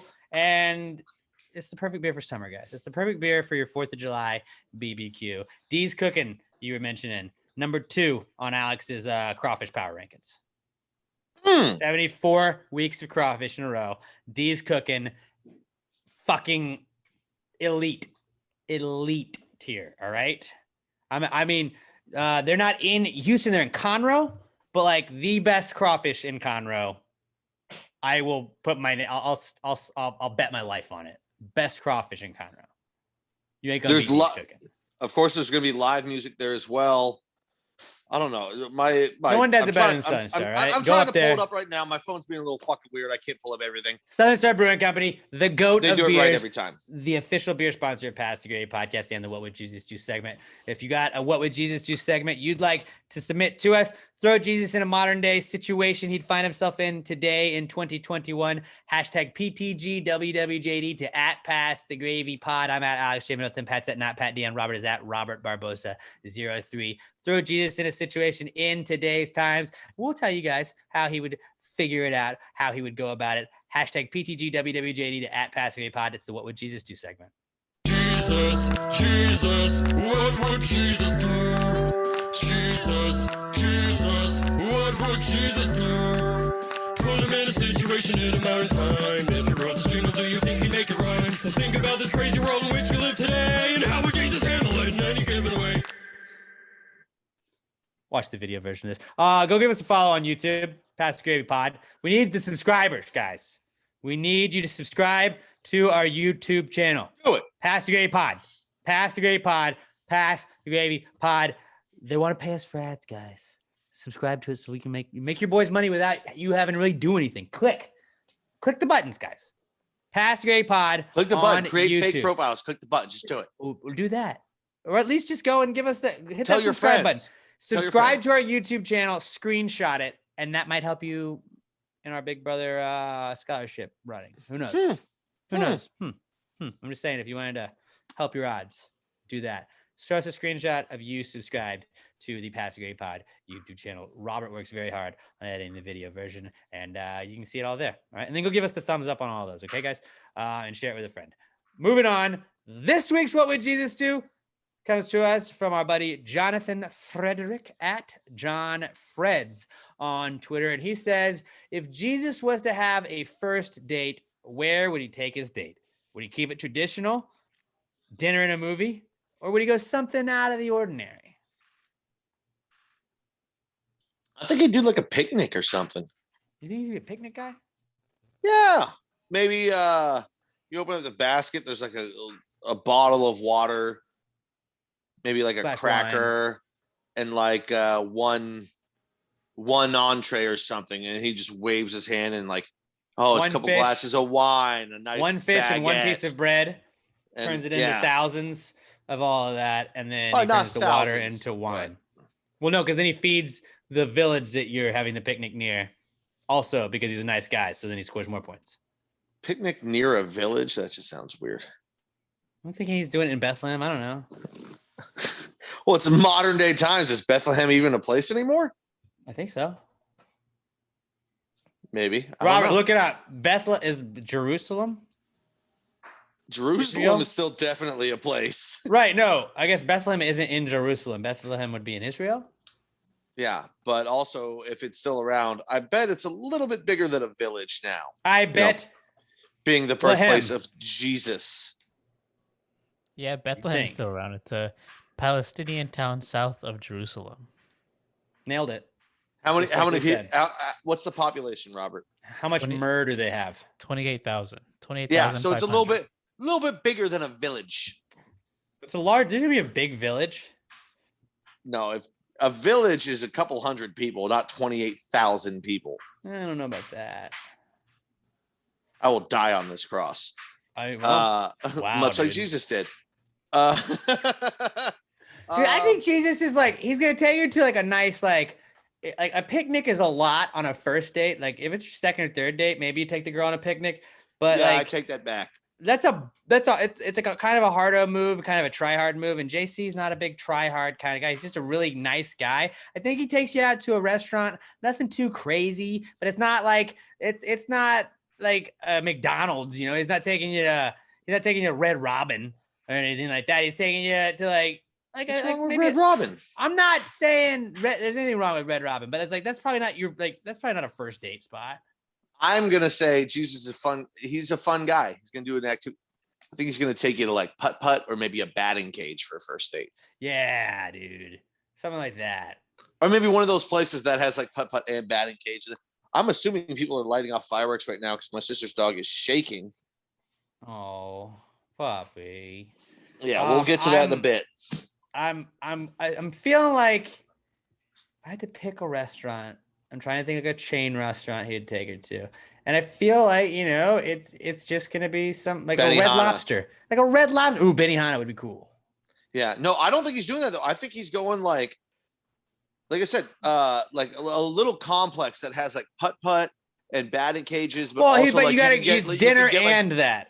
That's what I'm saying. But you can also, they've got a concession stand, so you can get some burgers, something that you can eat and still like you know, you do an activity, you get something to eat, you sit at a picnic table, you talk for a little bit, and then maybe if you want to, you can hit a couple balls afterwards. Work off that burger.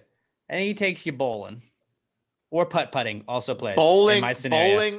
Bowling is great because you can always get burgers or something. You already got places to sit. You don't have to bowl the full 9 frames.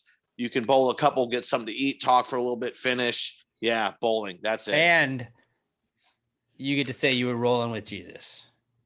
Yeah, holy roller. Like I think you go bowling and maybe stop for dinner and some drinks afterwards or before, but you could also just eat at the bowling alley. You can get drinks at the bowling alley. Have a couple beers. Yeah. Oh, a couple waters, aka wines. I mean, they sell it all there. Bowling alleys are a great place. I miss it. I haven't gone bowling in a while. I gotta go bowling. We should do a PTG bowling day. Fuck yes. That's what we'll do. Everybody find a date that works. I don't know when, but yeah. We don't know when. One of these days, I'm gonna make a compilation of every time we say we should do a PTG blank. We always say that, but then the pandemic wiped out like 80 of them, so that doesn't count. That's not enough. I've said for years, I'm an idea guy. I don't follow through. I need other people to take my great ideas and run with them. It's not my fault. 70% of the times we do anything Pass the Gravy related, Pat can't go. So I'm a workaholic. What can I say? Karaoke night. That was old Pat. That was old Pat. Okay. All right. We'll see. New Pat makes it there. So I think bowling is a solid bowling. first date. Because nobody cares if it's not threatening. Yeah. You can put up bumpers to make it even more fun.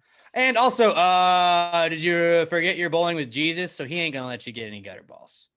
When I was falling in the gutter, Jesus was there to save me. That's good. Yeah, it's definitely bowling. Definitely. All right. That was our What Would Jesus Do segment. If you'd like to be a participant in it, we're going to keep doing this until we run out of submissions. Hashtag PTGWWJD at Pass the Gravy Pod. But we do need some more submissions. You know what's not cool, guys, is having aches and pains. So what is cool is when you can fix them with Alamo Remedy CBD, the best CBD in all the land. And with our promo code, you're going to be getting 10% off all of your orders when you use promo code PTG at checkout. Maybe you want some cucumber melon lotion. Dude, it had been raining at the fields we play soccer at. Like there had just been standing water in there. So we hadn't been able to play soccer for a while. Went back for the first time maybe a month this weekend. And just, you know, when you're kicking a ball around, you haven't kicked the ball around in a little bit. All those like, it's like front calf muscles or whatever it is, like shin muscles. I don't know what the fuck they're called. But in that area, like the side of your shin and shit like that, like all of it was just sore from just making contact with the ball over and over again. And so what did I do? I got up. I used my cucumber melon Alamo Remedy CBD lotion. I was feeling like $1,000,000 the following day after that. That's awesome. That is that's maybe my favorite stuff. Besides, I like the gummies too. That or the gummies are my faves. Both of those are priced at $17.99. Also $17.99 is the tincture oil and the capsules of it. If you just want to wake up every morning and have a CBD capsule, you'll be feeling great. I promise you. They also have the CBD lip balm for just $9 and the hemp flower for $19.99. Guys, everything is less than $20. Everything is less than $20 before taxes at Alamo Remedy CBD. You're not feeling great? Get you some Alamo Remedy CBD. Maybe you're having some trouble sleeping. You're getting a little anxiety if you're flying. Maybe you're going on vacation. It's summer. I know that you guys are taking summer vacations. Take a couple of those gummies. Take one of those. Start with one, and it'll show you out. If you're trying if you're having trouble falling asleep, pop a gummy in. You're going to love it. I promise you. Alamo Remedy CBD, promo code PTG at checkout for 10% off your order. Alamo Remedy CBD, promo code PTG at checkout for 10% off your order. Alamo Remedy CBD, the best CBD products in all the land and the official CBD sponsor of Pass the Gravy podcast and the Not Cool segment that will begin now. Not cool, man. Dude, that's not cool. Not cool. Not cool. Dude, that's not cool. Not cool, man. Dude, that's not cool. Not cool. Not cool. Dude, that's not cool. Not cool. Not cool. Our final listener submitted Not Cool is from Ashley Wilkins at Buster Healer Mix on Twitter. She says, we went out to eat with the father-in-law and he only wanted to tip $5 on a $76 bill. They don't tip in Argentina. He is from there. Nope, don't accept that. I don't accept that reasoning because everybody knows in the world that it's always been Europeans don't tip. Other countries, they don't tip because it's not customary in their country. Fuck that. You know it's customary in America. You know it's customary in America to tip. Learn how to fucking tip. And your father-in-law's been here long enough to where he knows. Robert, don't tell me you're not a tipper. Oh, let's go. Go, Robert. Go off, King. Tipping is the worst. It is kind of the worst. I'm not saying it's not like a normal thing you should do, But it is kind of the worst that like now that's my burden to pay your bills. No, it's not. It's part of what it is. Right. Like, but also hear me out on this. Just because it is what it is doesn't mean it's good. The tip is built into the price. You want us to get away with tipping? The people that say you shouldn't have to tip are the exact same people that would complain if we raised prices to cover tip for servers. They'd be like, why is this so expensive now? Oh, because you're a cheap piece of shit. Okay, let me cut in here because I saw this argument on Facebook this week, and I didn't interact in it. I just was reading the comments on it, but it was talking about like the $15 an hour wage that people want. I'm not taking sides on that at all, but like people were like, even if we get paid $15 an hour, you should still tip your servers. And I was like, whoa, because the whole point is servers should get paid a livable wage, correct? You can tip them over that if they get that and you think the service was outstanding. But if you're making 15, if your server is making $15 an hour and not $287 or whatever it is, should tips be a thing at that point? If you're getting like, I'm not saying like I get like a buck or two here, you know, like that to me, that almost seems like it would be like when I used to work at the grocery store, every now and then I'd help an old lady like push her cart out and load her car with groceries, and she'd give me $1. And it's like, I didn't expect anything anyways, but like, this is cool. I mean, I was getting paid $5.25 an hour there, but if you're getting paid your livable wage, the $15 an hour or whatever it is, then is tipping still a thing? Because I bet it is. You're still going to have a server that goes to Twitter that's like, this guy had a $300 bill and I tipped me $5 on it. It's like, but you're also making a livable wage. Like, I'm not saying it's right or wrong. I'm just, to me, it seems that's an interesting take on it. That's an interesting perspective. If you don't, I think a lot of people don't understand. Like, I think a lot of stuff lately has come out where it's like, oh, hey, you know that servers have to actually help pay out the back of the house. That's why these people do that. So when you don't tip on this, you're making us do that. It's like, who the fuck told me that, man? I didn't know that. I think a lot of people on delivery stuff think that like the delivery fee all goes to the driver, where it doesn't. It doesn't. But also, how is that on me to learn that off the top of my head without somebody telling me? When you tell me it, I understand it. I'm not saying I don't tip delivery people. Also, like a pet argument would be like, well, you chose to go to the industry. You chose to work at a restaurant. But the industry it's commonly known knowledge. Here's my thing. Say you're at dinner. Let's just say you're there for an hour and a half and you don't tip. That means you're telling. I usually only have breakfast and lunch. I don't usually do dinner. Okay, so let's say you're there maybe a brunch every night. What? Let's say 45 minutes maybe you're there, Robert, from the time you sit down, time that you leave. Robert sits there for probably 3 hours during lunch. He's a big lunch guy. That means you think that server's time was worth about $2. I'm there 20 minutes. Because they only had your table. Your table was the only table that they were waiting on. Is that what you're saying? Even if you were the only table, that means you think that server's time was worth 86 cents. Because I'm not even shitting on servers. I like just taking the opposite side because people get so mad. It's less, but servers get paid like, I don't know, $2.35 an hour or something like that. Because and tips are known in this country to be engraved into the salary. But also, so like, if you don't tip, you're saying, yeah, the time that you took care of me is worth 86 cents. But also, if you're working 7-hour shifts, say you're working a 7-hour shift, and you regularly go home with like $400, including like what your tips are, like, don't play poor to me. No, I'm with you. Like, and that's my whole thing. That's my whole thing. I do tip. I always tip. But I've also. Me too. I do tip. I've also tipped, and I tip. I know you do, Robert. I know you're being a dick there. $10 minimum on any order that is over $30 on my DoorDash, which is most orders, with the fees and everything. Because DoorDash, it fucking jacks up the prices on that. And also, so like my not cool last week was how like they're dropping off my food to the wrong place. Like I tipped $10 on an order the other night. It was pouring rain, and they dropped it on the other side of the fucking apartment complex. I had to walk through fucking pouring rain in and do that. And I wanted to be like, dude, this is why I don't want to tip. But if you don't put your tip in until after the food is delivered, or you were planning on tipping in cash, I've seen people that have like fucking mean notes. Like, if you can't tip, then don't order delivery. It's like, I didn't tip you yet because I was waiting to see if you fucking delivered it like a fuckface. Like, exactly. Deliver it on time, deliver it to the right fucking door, and then I'll tip you. Just because you exist, just because you work a job that can get tips, doesn't mean you earned the tips. Okay? I'm not saying it's right for people to not tip you. But if you fucking suck at your waiting job, I understand everybody's going through a battle every day, whatever. If you fucking suck, if I go to a restaurant and you don't talk to me except to take my order, you don't refill my drink, you don't fucking check to see how things are going at all, I don't feel like I should tip you 25%. I don't feel like I should. Okay. If you interact with me 2 times while I'm at like, and I'm not saying, and I don't like 95% of the times I go out to eat. That's not how it is. And I tip very well. I don't tip like 50% or anything, but I tip 20 to 25% most of the time. Yeah. It's just, I think like, why don't we tip airline stewardesses? Why don't we tip them? Like, why don't we like that's what it, like everybody's just, hello, I did my job. Like, hey guys, I did a morning show this morning. Nobody Venmo'd me to tip me and say, thank you, Alex, for reading me the sports. Wow. Why not, guys? What the fuck? I thought I read the sports really well. And I'll when we get to our not cools after this, because this is the last one, I'll start off because I got something that goes into all this. But yeah, you tip for service. Like, and I get most people understand that, you know, there's a baseline that they get paid shitty, so people will just tip a baseline anyway. But that's kind of part of it, is you're tipping for the service. And if you give bad service, then if your tip is shitty, you can't fucking complain about it.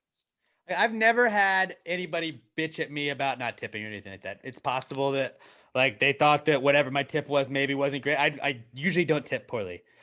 There've been maybe 3 or 4 times in my life that I can remember being like $1. I've never tipped 0. I've given $1 a couple of times, and it was those situations where it was like, we were here for an hour. You stopped by to check on our drinks one time. We asked you for stuff you never brought us. And you kind of, you know, like, I don't feel like I don't feel like I owe you a tip at that point that much, but I'm not going to give you 0. I'll give you 1.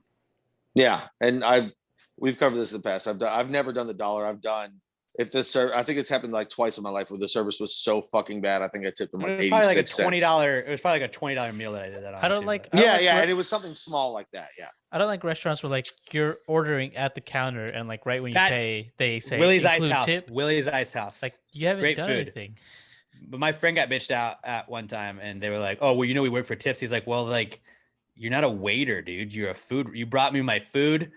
I like because that's what like I'll throw when you go on there because they're bringing the food to me. That's it. But when you refill, like, because they'll come out and you order from like a counter, and then they're like, so you had this and this and this. You're like, yes, that was the receipt that the guy gave me. Yes, which I get. They're double checking to make sure it's the right order. I understand that. But then it's like, if it's a restaurant also that I get up and I go refill my drink, and I do all this, and they give you the buzzer, and I go that's get it. my own and food. I'm cool with it. I get it. Like, I order fries, you bring the fries out because they were a little late. I'm cool with that. Whatever. But it's like, I'm not trying to degrade anybody or demean anybody, but it's like, dude, like, that's not a waiter at that point. You're being a food runner. Yes. And we've gotten to a point where I think that it's like just the entitlement, and not people deserve tips. You should tip. But just because you're breathing air and you exist, and you like drove like your job of delivering people food, and you drove it, and you were 20 minutes late, and you left it at the wrong door, and it was a thunderstorm, and they had to go and get all soaking wet, and their food was wet, and it, like, you know, like, that doesn't mean they should tip you 40% or whatever the fuck you like. I understand the argument, and I understand that people should tip, and I'm for tipping, but also at a certain point, like, when do we not do it? And we can go on about this forever, but I'm with you. But yeah. So yeah, it's not cool. Ashley is her father-in-law not tipping? Yeah. At least he wasn't jerking off at the restaurant. No, at least not. But so, all right. So now that we're on to ours, I'll start first. And I had brought up the little flip book, like a soccer referee that I had earlier, as just some of the service at our restaurant. And it's not even anything fucking major, but it's shit that like that we've told them 100 times and they're still not fucking getting. So now I've had to buy this book, because we used to jokingly, before we moved locations, we'd have a tally system. Like at night, we were just jokingly big, oh, this server fucked up this, tally on them. And I would like put a little piece of paper back by the back station where they would ring in orders, where I would just tally people's names just to fuck with them. It was never anything serious because it wasn't bad. But now I'm actually like having to do that as like a part of my job, because it's gotten to the point where like when the order comes out, and servers are supposed to run their own food, a lot of the time they don't. If they're busy, if they're taking another order, I'm fine. They don't. But I'm dropping off food at tables and they've got a burger, and I get there and there's no ketchup on the table. I'm like, oh, can I get you ketchup, mayo, mayonnaise, whatever the fuck it is? I have to stop, run back, grab something for their table, go back. This whole time there might be other food on the line that I'm not running at the moment, so everything slows down. Or say they order a steak and I get to the table and there's no steak knife on the fucking table. And it's little shit like this. You call them presets. They keep not doing. So finally I had to tell all of them, I was like, listen, this was a joking thing before, and I'm not really doing this to get all of you in trouble, but I'm gonna start tallying shit up for you guys at the end of the night. I'm gonna tell you fucked up this table, this table, this table, this table. So just so you can finally see, like when I tell you every day before the shift starts, when we do our pre-shift meeting, and I tell you, remember presets, and you guys keep not fucking doing it, this is what I'm talking about. Because then the next person's table doesn't get ran in time, and the food's sitting up in the window underneath the heat lamp for another 2 minutes. But like, it's been a month. We've been open a month. Do your fucking job. Like, have you tried in your pre-shift meetings? I mean, basically, you're their coach at that point in time. Have you tried ending it and breaking it down? Like, hand in, everybody, clear eyes, full hearts, can't lose. Have you tried that? Maybe try that. No, but the funny thing is, maybe try that. The first time that we brought up, and one of the other managers, the GM said, which isn't what we're actually doing anyway, but he was like, we used to do it, 3 tallies, you get sent home for the night. It was amazing how many less errors there were that night when they thought they'd be sent home. Staffed you could be. Yeah. Oh no, but it was amazing how some of the people that had these problems. Like, shit, now we don't have anybody working here. Fuck. But they also didn't really have the problems that night. There were still a couple, and it happens. You get busy, you got a lot of tables at once, you take 3 orders at once, you're running around trying to get stuff every so often. I mean, it's gonna happen. I know we were joking about the tip stuff earlier, but it's like, I feel for anybody that's worked in that industry, man. Cause like you get in the fucking weeds and you're just in the fucking weeds, it man. Happens.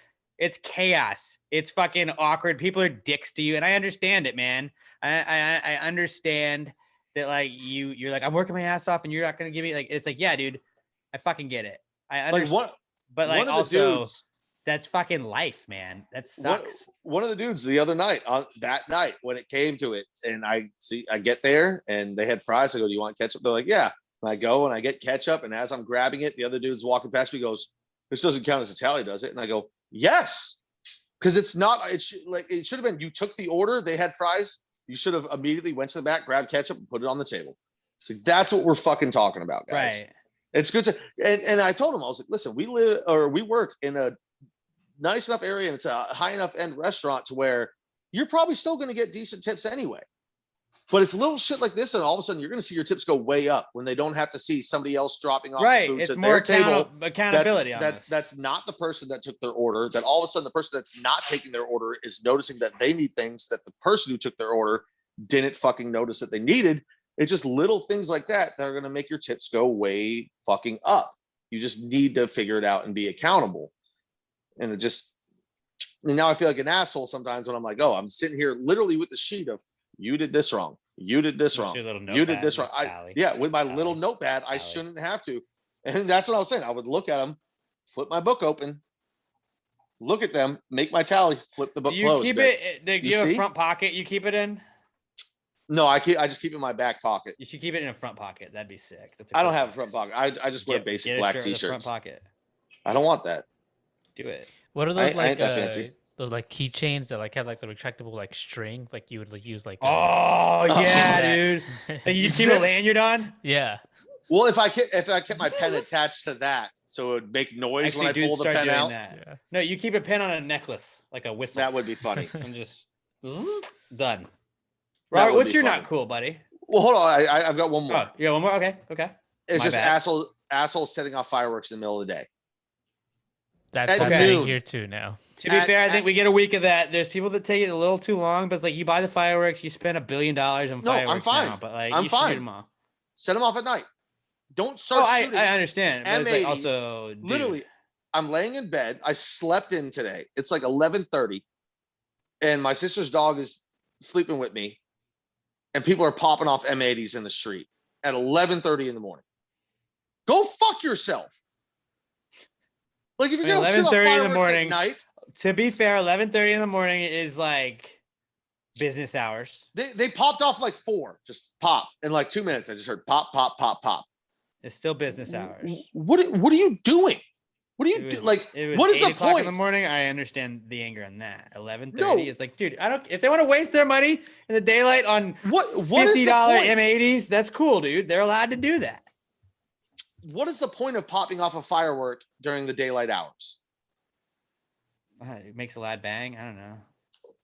Like, what do you do? Like, it's June 30th. We're not even in July yet. Fair What point. the fuck are you doing? We're selling Like, them. you're just, but dogs freak out about this shit. So all you're doing is freaking out dogs in the middle of the day for no fucking reason. Most people don't even think about that. But it's weird though. Like, to me, it's not as weird when people shoot them off earlier than like It's a waste of money. It's just dumb. Oh, it definitely is. That it's their money. Who gives a shit? It's not our place to sell them. I give a shit. It When also you're says freaking the out guy that dogs. just was bitching about somebody's trash for 30 minutes, but whatever. But like, to me, it's like, it makes more sense if you're shooting them off early, because it's like, yeah, the fireworks stands are open. You're getting them. You can go back before the 4th of July. It's weird as shit to me, the guy that shoots them off a month after like New Year's or 4th of July, where it's I didn't run through why all of did them you that wait night. this long, dude? Why? Like, why did you wait till August to shoot you off your fucking fireworks, weirdo? I didn't want to spend them all on 4th of July. That's why you buy fireworks. That's what they're for, bro. On 4th of July.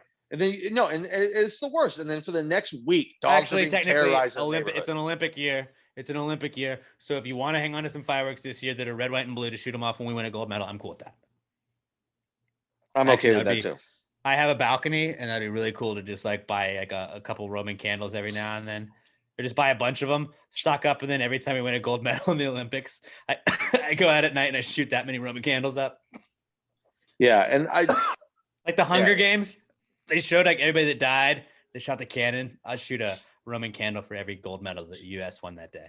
That would be dope, but like these are not those people. But nobody's gonna know why. They're just gonna think I'm obnoxious. It's the same neighbor. And like years ago, my brother like walked down the street and was like, "Can y'all stop like just popping them off in your front yard in the middle of the fucking day on a goddamn Tuesday? No, when 4th I don't. of July I don't think is you're until wrong. Saturday.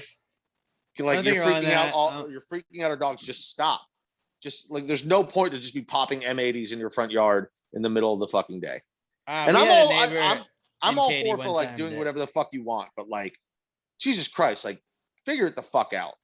My parents used to have a neighbor down the street that doesn't live there anymore, but I remember we were in high school, and it was New Year's, I want to say, or for one of the two firework holidays, and we were shooting off fireworks, and it was like it had to be New Year because I think it was my brother's birthday. My brother's birthday is New Year's Eve, but it was like 12:30 on like a New Year's Day, and he was like, "Hey guys, can we cut out the fireworks? Like my dog's going bananas in there." I was like, "Dude, it's 12:30 on New Year's.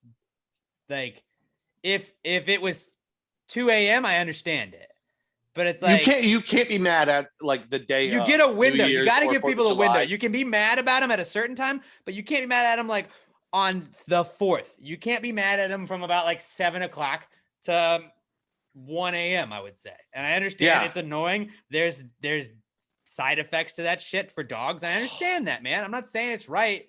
Think about the dogs tonight, and it's like I am, dude, but also like I'm gonna fucking live my life with my boys, and I'm gonna shoot fireworks. I'm not shooting fireworks at the dogs. I'm sorry, your dog doesn't understand things. Wheezy it's universally accepted too, on 2 days. It's like Wheezy. These are what we do these 2 times a year. I'm sorry. Give your dog a Benadryl and try and comfort it, and it's one day. They'll be okay. Does the 1 a.m. time change this year because that would be Monday morning? No, it's America's. It's America's birthday. Deal with it. But no, 1 a.m. getting a little late. July 1 a.m. is 5th. getting a little late. I don't admit, even. 1 a.m. is the tail end. I'm saying 1 a.m. because I'm trying to be lenient. I don't even like get 2 mad a.m. at it. Shut that shit down. I understand that, but like I would like them to, but I'm not mad at anybody for shooting fireworks until the sun fucking comes up on those days because it's America's birthday. That's why it had to be New Year's Day or New Year's Eve that we were doing that because it was like midnight-ish. And it was like, dude, if like on New Year's Day, you can't get mad at me for shooting off fireworks at this time. Yeah. So Also, go tell everybody in the neighborhood that then too, man. Also, last not cool is I'm pretty sure I'm going to have to work on 4th of July. For some reason, we're going to be open. We're going to be open. Nobody understands why. There's no business. There's no money to be made on 4th of July, but for some reason, I think we're going to open. Quick. No, we've never been open on 4th of July ever. Well, you got a new restaurant, so but this year it seems like we're going to. And somebody called. Robert, we yesterday, should go like, eat at his restaurant on 4th of July and just order a ton of food and A hang lady- out and then not tip. do it. A lady, just kidding. a lady called yesterday, was like, "Do you guys have availability at 5 o'clock for so and so people?" And I was like, honestly, I don't know. We haven't figured out if we're open yet. We're probably open, but we don't know yet. Well, when would we know? And I was like, check back in a couple of days. I was like, I don't know. As soon as I find out. We have it. Where would we find out? I was like, I don't know. Maybe we'll post it online. I was like, ma'am, I'm sorry. I have no information to give you. It has not been given to me yet. And I work here. So maybe we'll be open. Maybe we won't. I don't know. Maybe be like everybody else in the world and buy some fucking meat and throw it on a grill on the 4th of July and cook for yourself. That too. That's all I got. Robert, what about you? What's your not cool this week? Before I get into it, I have good news. I think I'm finally ready to put like a label on this thing I have with Sam, because I told you guys about this book last week about how to turn my booty call into an emergency contact. So I might be ready. Have you finished the book, or I haven't read it. I'm on like page 22 or something like that. That's pretty good. That's farther than I get through most books. Are you going to label it as you guys are each other's emergency contacts or what? Yeah. I mean, we're not going like too far. We're still taking it slow, you know? Don't call your girlfriend. This is my emergency contact, Sam. Yeah. My EC. Combine it. This is my emergency partner, Sam. Ooh, that's kind of good. Exactly. You know, we're just going a little slow. But literally in an emergency, she is your partner that they would call. So yeah, she is your emergency partner. So my not cool. Emergency girlfriend sounds worse, but so go with that. This is my emergency girlfriend, just in case my other girlfriend can't be there in time. So my not cool is I had a video shoot this morning, and on my way there, I got caught behind a train, which already sucks enough. But then it stopped. It didn't finish crossing the railroad crossing. It just stopped there. It was a robbery. And I probably, and I was there for a little bit, and then I'm like, I'm gonna be late. I have to make a move. I have to find a way to get out of here and U-turn and try to get to the place I'm going to. And by the time I did like get around and get the U-turn, the train was barely clearing. There's nothing worse than that, dude. Like, you can't ever like beat a train on time, and even when you do, you wasted so much energy just trying to beat the train. Where it's like, oh, I should have just stayed there. I've been there many times, buddy. That is awful. That sucks, my friend. Sorry. Is it the one like the Heights area? I don't even know where it was exactly. Like downtown somewhere. Like, I don't know. Like, okay. There's one like near Washington, I think, where it's like, oh no, I'm here for 10, 15 minutes. This is the worst. And sometimes you're like, how many fucking cars do we have on this thing? It's 2021. Do we not know about planes? Like 18-wheelers are a thing. What's up, guys? But sometimes you need trains, man. At least you're seeing it's kind of crazy that's true. It is kind of crazy that trains are a thing still. Not really. It's like it's a great way to move a lot of shit. No, it makes sense, but it's kind of crazy when you're like, steamboats aren't really like used as much as they used to be. Like trains are like that era. Because we have trains and trucks. I don't know. I just thought they'd look more futuristic, and I'm a little disappointed that they don't. You want hover trains? I do. Just hover above the fucking traffic. We don't have to deal with you. Sorry, Robert. I know I've been stuck behind many a dude. train back in college, and it is a pain in the ass. Oh yeah, and San Marcos, that was like, you just missed class. Yeah, you're just 30 minutes late to class. Oops. Like, train. I was gonna be 2 minutes late, but it's dead because of this Was that train. just everybody's built-in excuse? Yep. If you show up Train. late to class, you just go, train. And some girl was like, train, and you're like, I know what that means. It's like, sir, you live on campus. I've seen you go to your dorm. Yeah, the train cut me right off. So I must have taken a detour. I went to get a burrito before class, and I got caught by a train. You know my life. Yeah. I have a couple of not cools. Yesterday I went to go get gas, and I pulled up to the pump, and I started typing my thing in. You selected the type of gas, and it said out of service, which I had never seen. Usually they have the bags on the pumps. Yep. You know? So you're just like, don't go there. They didn't have the bags on the pumps. I mean, I didn't put it in like the gas tank or anything yet, but like when I tried to pay, it was like out of service. And like sometimes it's like, oh, it's just the pin pad or whatever had like a bad read or whatever. Let me try it again. And like 3 times it was like out of service. And that was that point where I was like, I'm not going to go in. But it was one of these places that's also like a car, like they work on cars as well. And I was like, what is the gas? What's up with the gas? And he was like, oh yeah, we're all out of regular. We only got diesel. And I was just like, you're a gas station. But you're a gas station, dude. Why? They can still run out. It happens. Get more. I know. It fucking sucked. And then it does. It sucks. I'm sorry, bud. I mean, it was not minor, not cool. I was like, all right, I'll just drive down the street and get another gas thing. But like, I was like, what the fuck, dude? The gas stations being out of gas. Get out of here. Get out. The NFL doesn't run out of footballs. That's all I'm saying. It's a little different, but basically the same. And then my other not cool is I feel like I've had this within the last couple months, but heartburn, dude. I had off last week. The Rod Ryan show took off. Although I mean, I still knocked out 2 podcasts because I content king. But I ate like shit. I drank almost every day.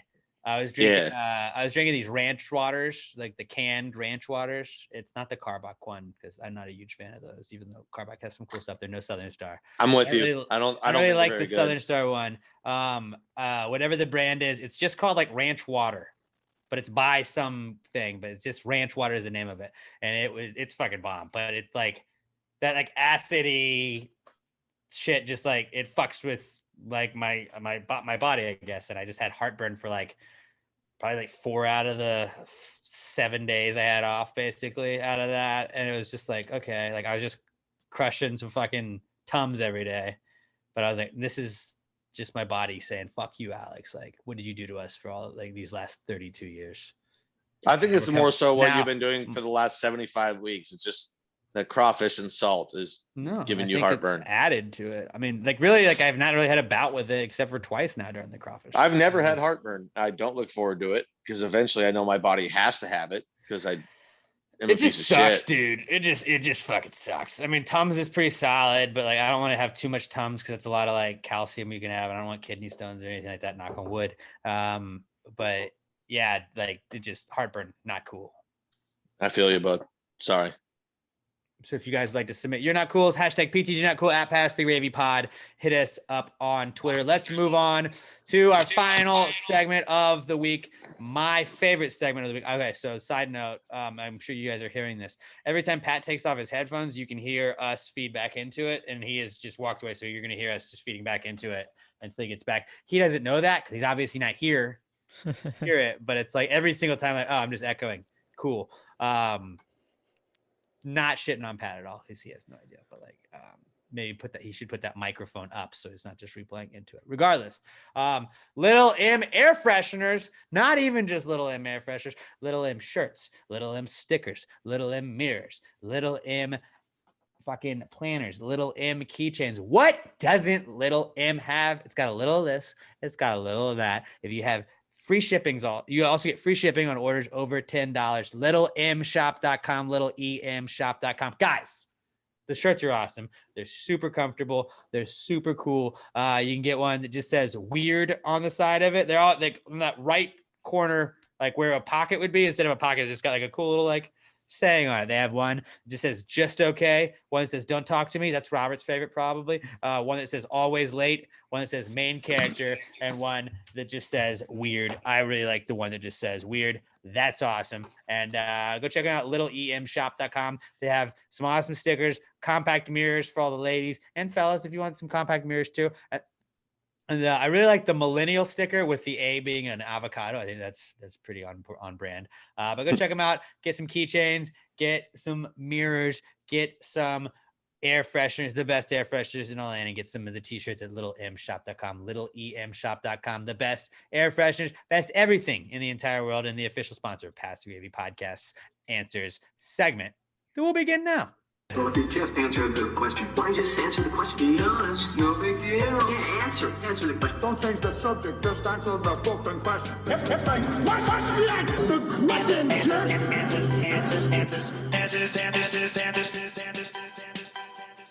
Any questions? Did you shit talk me there? No, I was coughing. No. I mean, like at the beginning, because I heard as I was standing up to go take a piss, I heard every time Pat, and then I couldn't hear. No, we were. Oh yeah, we were mentioning that like every time because there's always feedback when you get up in the future. I'm not shitting on you. Oh yeah, I need to close the mic.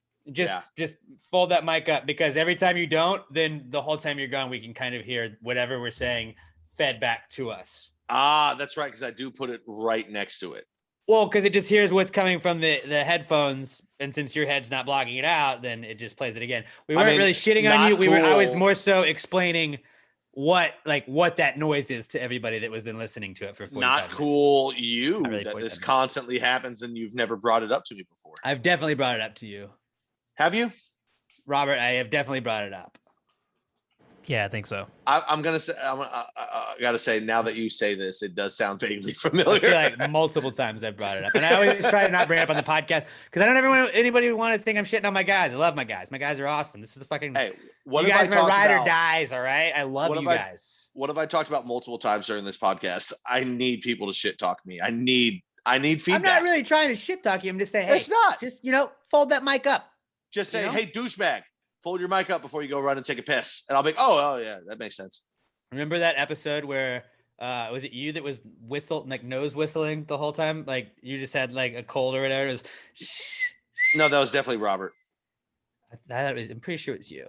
No, it was definitely Robert. I'm pretty sure Robert even went back and looked at the video and could tell it was you. I would never do that. It's definitely Robert. But that was funny because then we did a whole podcast, didn't even notice it. And then like 4 people the next day like, dude, what the fuck was with the whistling the whole time? And I was like, I'm not that guy, bud. I'm not that guy. You're not that guy.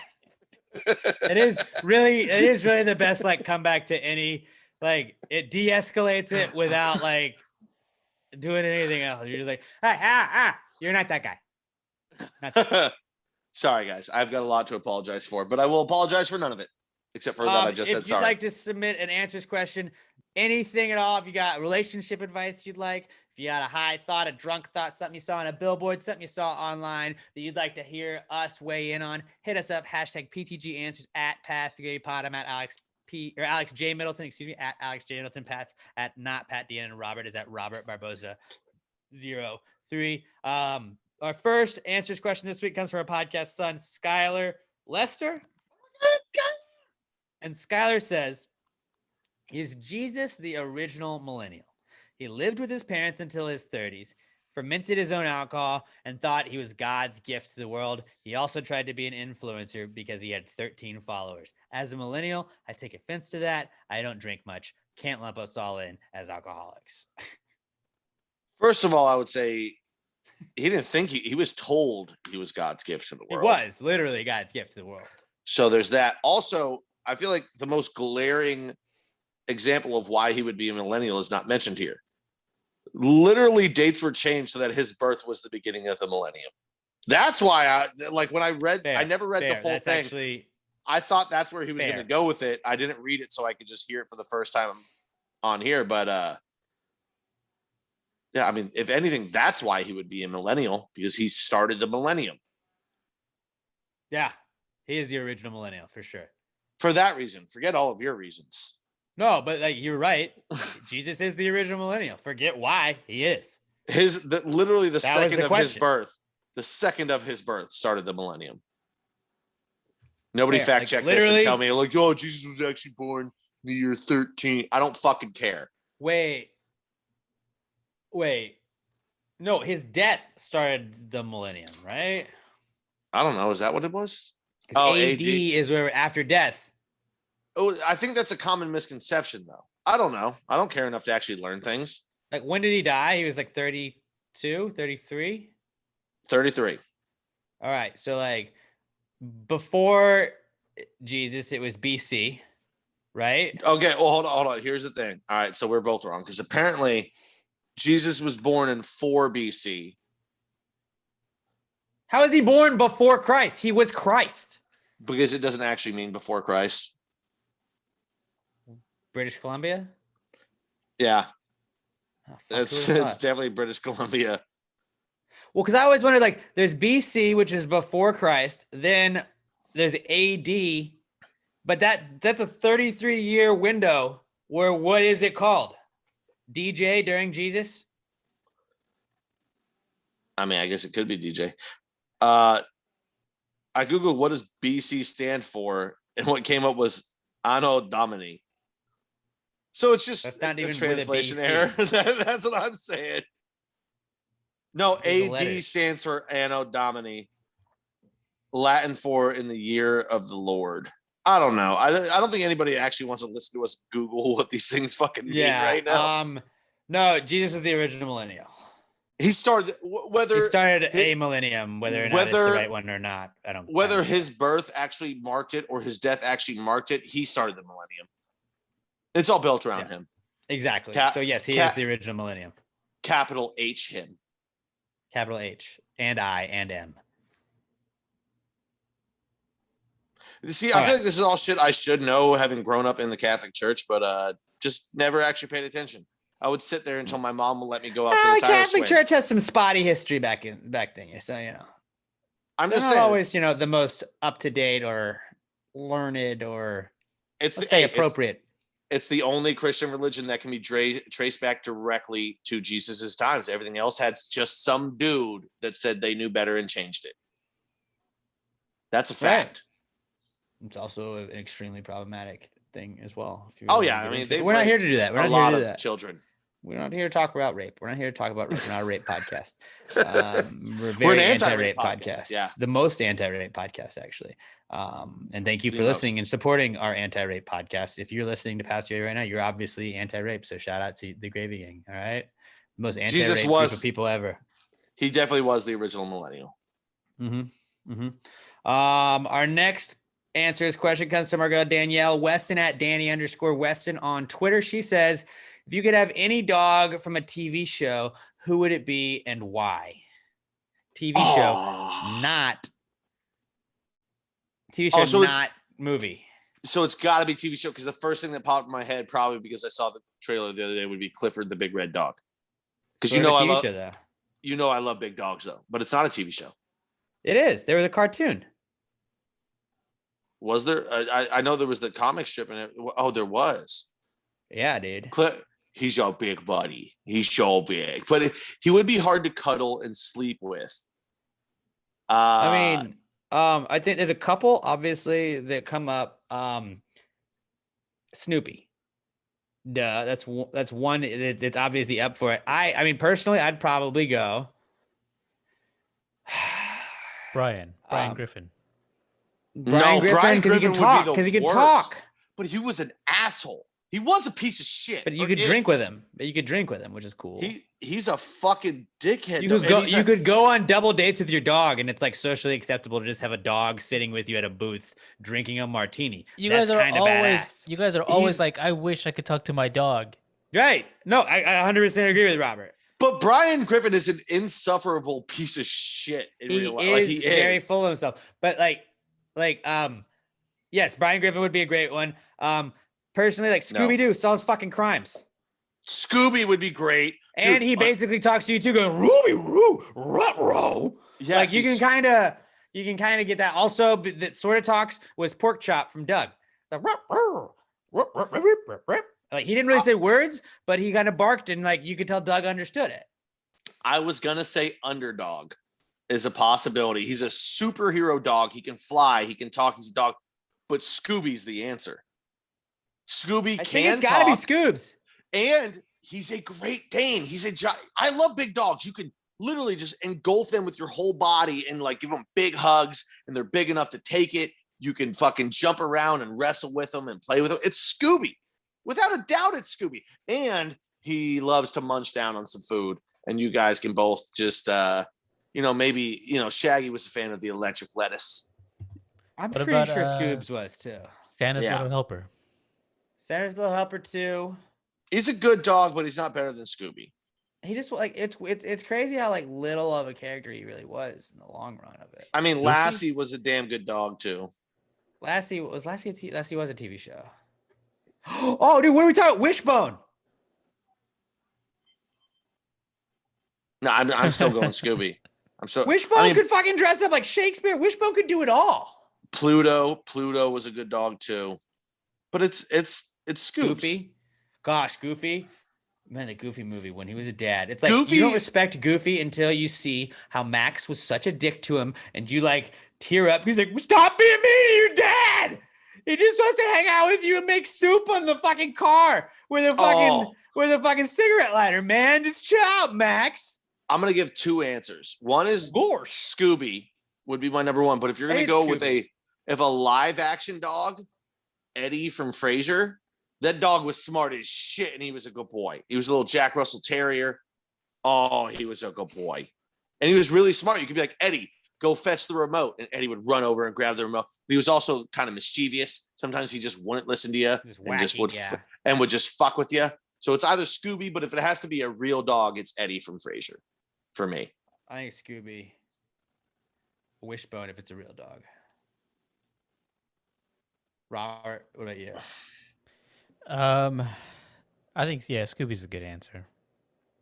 Yeah, best answer, and he can pretty much talk. Oh, we didn't even mention Odie from Odie Garfield. wasn't the star, dude. Odie wasn't the star. Doesn't have to be the star. Odie was a good boy. So was Lassie. Good but boys. I'm a little sus girls, to a dog that gets overshadowed by a cat. You know. I'm just saying, Odie was a good dog. He wasn't a good boy. Not that he wasn't a good boy, but it's weird that a cat overshadowed him. I mean, because the cat was the star. I mean, everybody hates Mondays and loves lasagna. That's true. That's a good point. Our next answers question comes from Josh Tree Coddle. At Joshua Tree 713 on Twitter. He says, "Is sperm a boomerang? It comes back as a baby." And then on Twitter, our buddy Richard Lundy at Pinche_Gringo_ replied to Josh and said, "It also comes back if she or he pushes hard enough." I was gonna say, there's that. Thank you for being accepting. I think the only time sperm is actually a boomerang is if you're just jerking it on your back, and I think it's definitely a boomerang. And then you shoot it onto your chest. Anything is a boomerang as long. I mean, regardless, it's just, is it a good boomerang? Is it a bad boomerang? I would say it has to be. I would say sperm is a decent boomerang. It comes back as a child, or it comes out. No, it comes back. You're not throwing something and then it comes back as something different. Oh, you're throwing it. It has to be in one motion. You ain't throwing it, but your dick is. That's what I'm saying. If you just shoot it up in the air and it lands on your chest, technically that's a boomerang. Gravity. I like gravity too. Gravity is the one helping out the boomerang part of it. But look, Dak Prescott's got a big old dip in at the Mississippi State game. Gravity is providing the boomerang angle. Right? Go Vanderbilt. They're down 1-0. I don't give a fuck about the College World Series, but sperm is not a boomerang. It's not. It is, but side note, I don't give a fuck about the College World Series, but the second I saw Dak Prescott was where I forgot he went to Mississippi State. I was like, oh, he's winning Mississippi State jersey. I forgot he went there. Yeah. Fuck Mississippi State. Let's go Vandy. Back to it though. Sperm, definitely a boomerang. You get a child back. You get a child back. But you didn't throw your sperm and like around the corner came a child. That's not how it works. It could come right back to you though. Or also you just, spit it back out. No. Via whatever. You're forcing it, bud. You're forcing it. I think so. I think you guys just refuse to accept the fact that everything is a boomerang. It is. Josh, great question. We are learned men of science, and we look at everything through an objective eye. Our next answers question is from our buddy Alex O at Alex McThunder1 on Twitter. He said, "Would a boomerang make a better ladle, or would a ladle make a better boomerang?" Boomerang's going to make a better ladle. Anything is a ladle if you put a handle on it. I would say if you put a handle on a boomerang, it definitely cuts down on its boomerang ability to be a good boomerang. The boomerang already has a handle. Right. Like you just grab one side of it and that's the handle. I would say a ladle's not going to come back, man. A boomerang would be a better.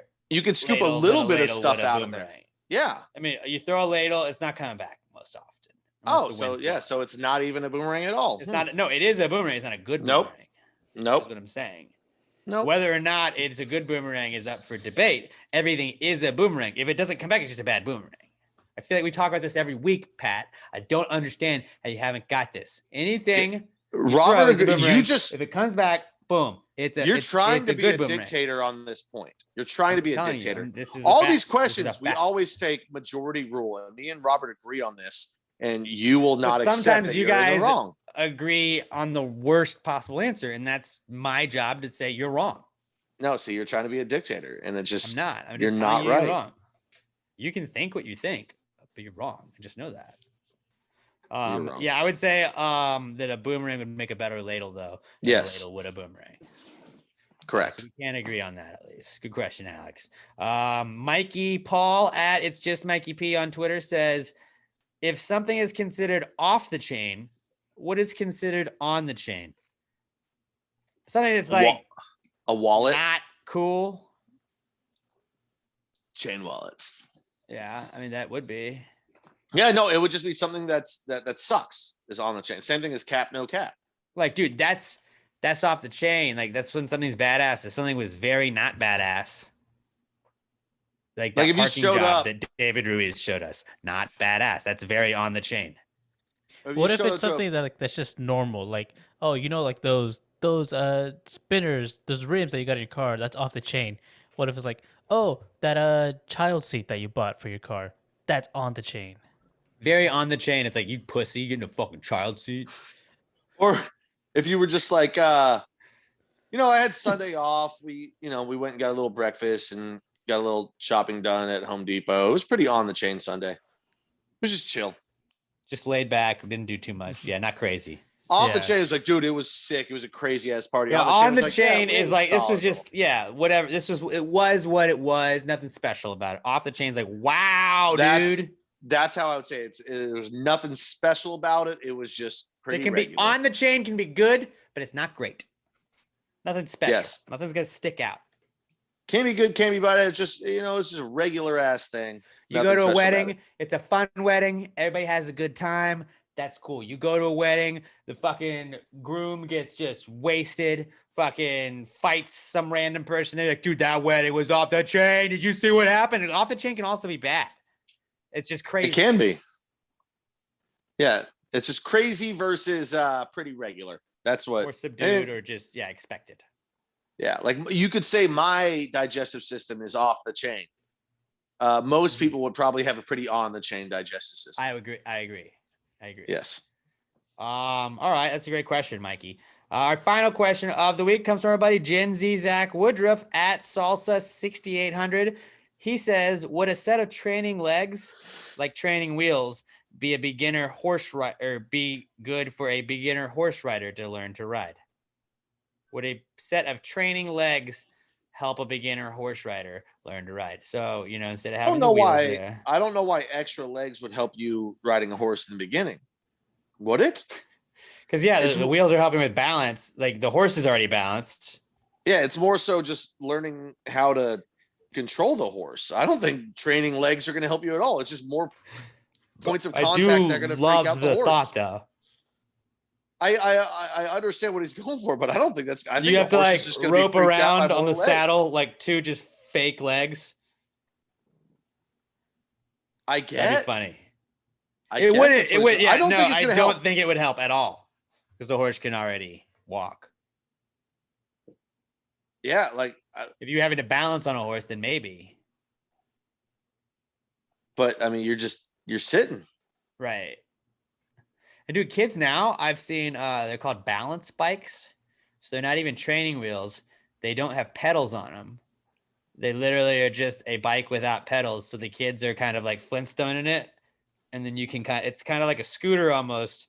So they're just learning the element of balancing without it. Well, it actually makes sense though, if you think about it. Because training wheels, you're not really figuring out your balance. You're figuring out how to pedal. And I understand that. But like, imagine just going like this and you just like, you lift your legs up and you just ride. And like, you're having to actually balance the whole time. And then if you're falling down, you just put your feet down.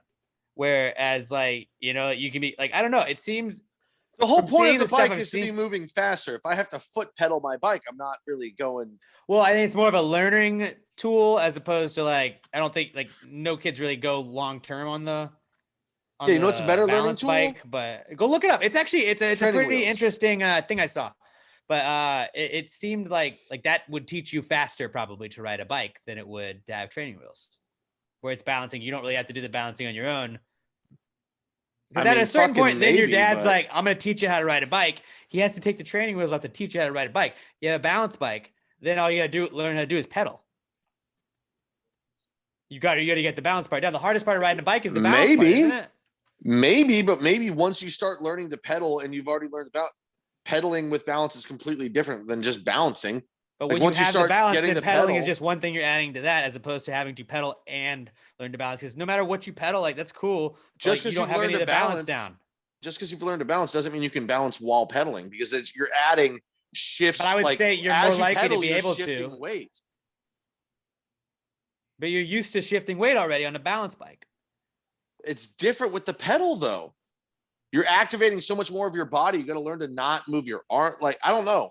I don't like. Well, look the it idea up. of I think I might change it's your not mind. broke. Don't fix it. I'm just saying. I think I don't have a kid, obviously. It could be. I just don't like new things. I don't like new I know some things. people that have used balance bikes, and it seemed like it worked. It probably does work better. Anyways, I'm just. but it made sense when I was like, oh, your kid's literally just learning how to balance them. Like that's why it's called a balance. I was like, why is it a balance bike? And when they're like, oh no, we've been using the balance. I thought the balance bike was like one of those. Remember those like skateboards, the whip boards or whatever, where you had to like jerk your feet back and forth, kind of like. Wasn't a fan of those because it looked like I couldn't use it. But that's what I thought like a balance bike was, but like with a bike. And I was like, how does that even work? And it was like, oh no, you literally like, you just push it and then you balance on it. And I was like, I just figured out why I don't like it. It makes sense because you could fall. Because when you bought a bike with training wheels, you know what you did when your kid was ready? You took the training wheels off. Now you have to buy a balance bike, and then you have to buy a bike with pedals. They're trying to just squeeze more money out of us. Probably. Don't like it. I'm Don't seeing, like it. I'm seeing a bicycle. balance bike for $20 at Walmart. So see, like it's probably cheap as shit. So it's like That's not so not bad. the full kind stuff. Okay. You could buy a full bike, a real bike, and then you can also get a balance bike until they learn how to ride it. Damn it, Robert! I had a strong opinion there until you told me it But was that only $20. Is that exactly what I'm talking about? The one you're looking at, it just doesn't have the pedals. It's just a bike without pedals. Mm-hmm. Which in theory, it kind of makes sense. I don't agree. like. I don't you get don't that know how- balance how at you're all. learning- Like because we know how to balance on one right now. You know, all of us, I would assume we all know how to ride bikes, right? Mhm. But like you're going I mean, so we weren't slow. completely kids of the internet. Here's the thing. Because you're a kid. When you're a kid, you're on a fucking like. How many kids on training wheels you see just fucking booking it? Not that many. Even when they think they are, they're not really going fast. All right, now that I like, finally you're not Googled running it, and I it- see You're the not age of training these wheeling kids. it in the French Open. You know what I'm saying? I was picturing these kids to be older than like 3. No, they're And it like seems kids like- that are learning to ride bikes. They're just over the age of toddlers. So they're learning balancing. That's what I'm saying. It seems like a great balancing tool instead of just like training wheels are cool because you could ride a bike with your friends, even if you didn't know how to ride a bike. And then when you wanted to learn how to ride a bike, you still had to have your dad run you down the hill. And you know, you ate shit a couple of times, had some scraped knees. I know I did. I'm sure a lot of people did. They're But it's so like- young, they don't even understand what balance is at this age. But Also, I imagine don't figuring like- it out at like 4 years old. Then like when you go on a regular bike, it's nothing, dude. Like pedaling is the hardest part of it. And you've already got the balance down. So it's just like, bam, natural. Yeah, you I've already skip the found- training wheels. I've already found more things I don't like about this. One, in every picture except one, these kids are wearing a helmet. Should not wear a helmet as a child at that age. Kids should wear helmets. No, you're about that. dude. Their head is a foot and a half Protect off those the noggins. ground, Their heads are not even developed yet. and their skulls are not fully formed, so it can reshape. They're fine. Kids need to learn how to take hits. I don't like We this. do not agree with that. That is not doctor certified advice. I mean, this is PTGMD right now. We've just went into It's it. not. It's definitely not. Also, like at this age, kids should just be learning about speed. Put them on a bike with training wheels so they Like can drugs? go fast. There's no point to these bikes. They can't even. To I learn don't- how to fucking balance. They're literally called a balance bike, dude. It's the No. name is in it's in the name. Oh, okay. So they run their feet and then they pick them up. These And kids learn how can't to get balance. These These kids can't get enough speed going to have it even be worth it. Kids should be learning how to go fast at that age. It's not about speed at that time. Then you learn how to ride the bike, and then you pedal, and you can always get the about speed, bro. See, this is why America isn't winning everything all the time anymore. It's always about speed. Push the limits. No, this is why people Children are need fucking to wrecking in the fall French Open and get because hurt. this is why people are wrecking in the French Open because they never learned how to balance properly first. I bet those kids had balance bikes. They didn't No, learn that about guy probably speed didn't first. have a balance bike because he Hey, would have known how to balance through some fucking cardboard he tore through. If he had focused on speed first, he would have Grow beat up. the cardboard to the spot. He would have beat the cardboard to the spot. Low man wins, dude. Just lower your shoulder, run through that fucking cardboard, bro. I don't like these balance bikes. I don't like them. Somebody with kids, guys, balance bikes. Let us know. Let us know about balance bikes if it's a thing or if we're just like, I know it's a real thing, but like, does anybody have them? I definitely had a friend that had them, and I was like, that's weird. It's like a scooter. They should be learning how to go bike. fast. So when they finally take the training wheels dude. off, yes, they need to learn how to take hits. They're gonna want to. They'll learn how to go fast after they figure out the balance part, bro. But they need how to learn how to take hits. They need to fall. They will after they figured out how to balance. No, you can't fall You're on still that gonna thing. fall.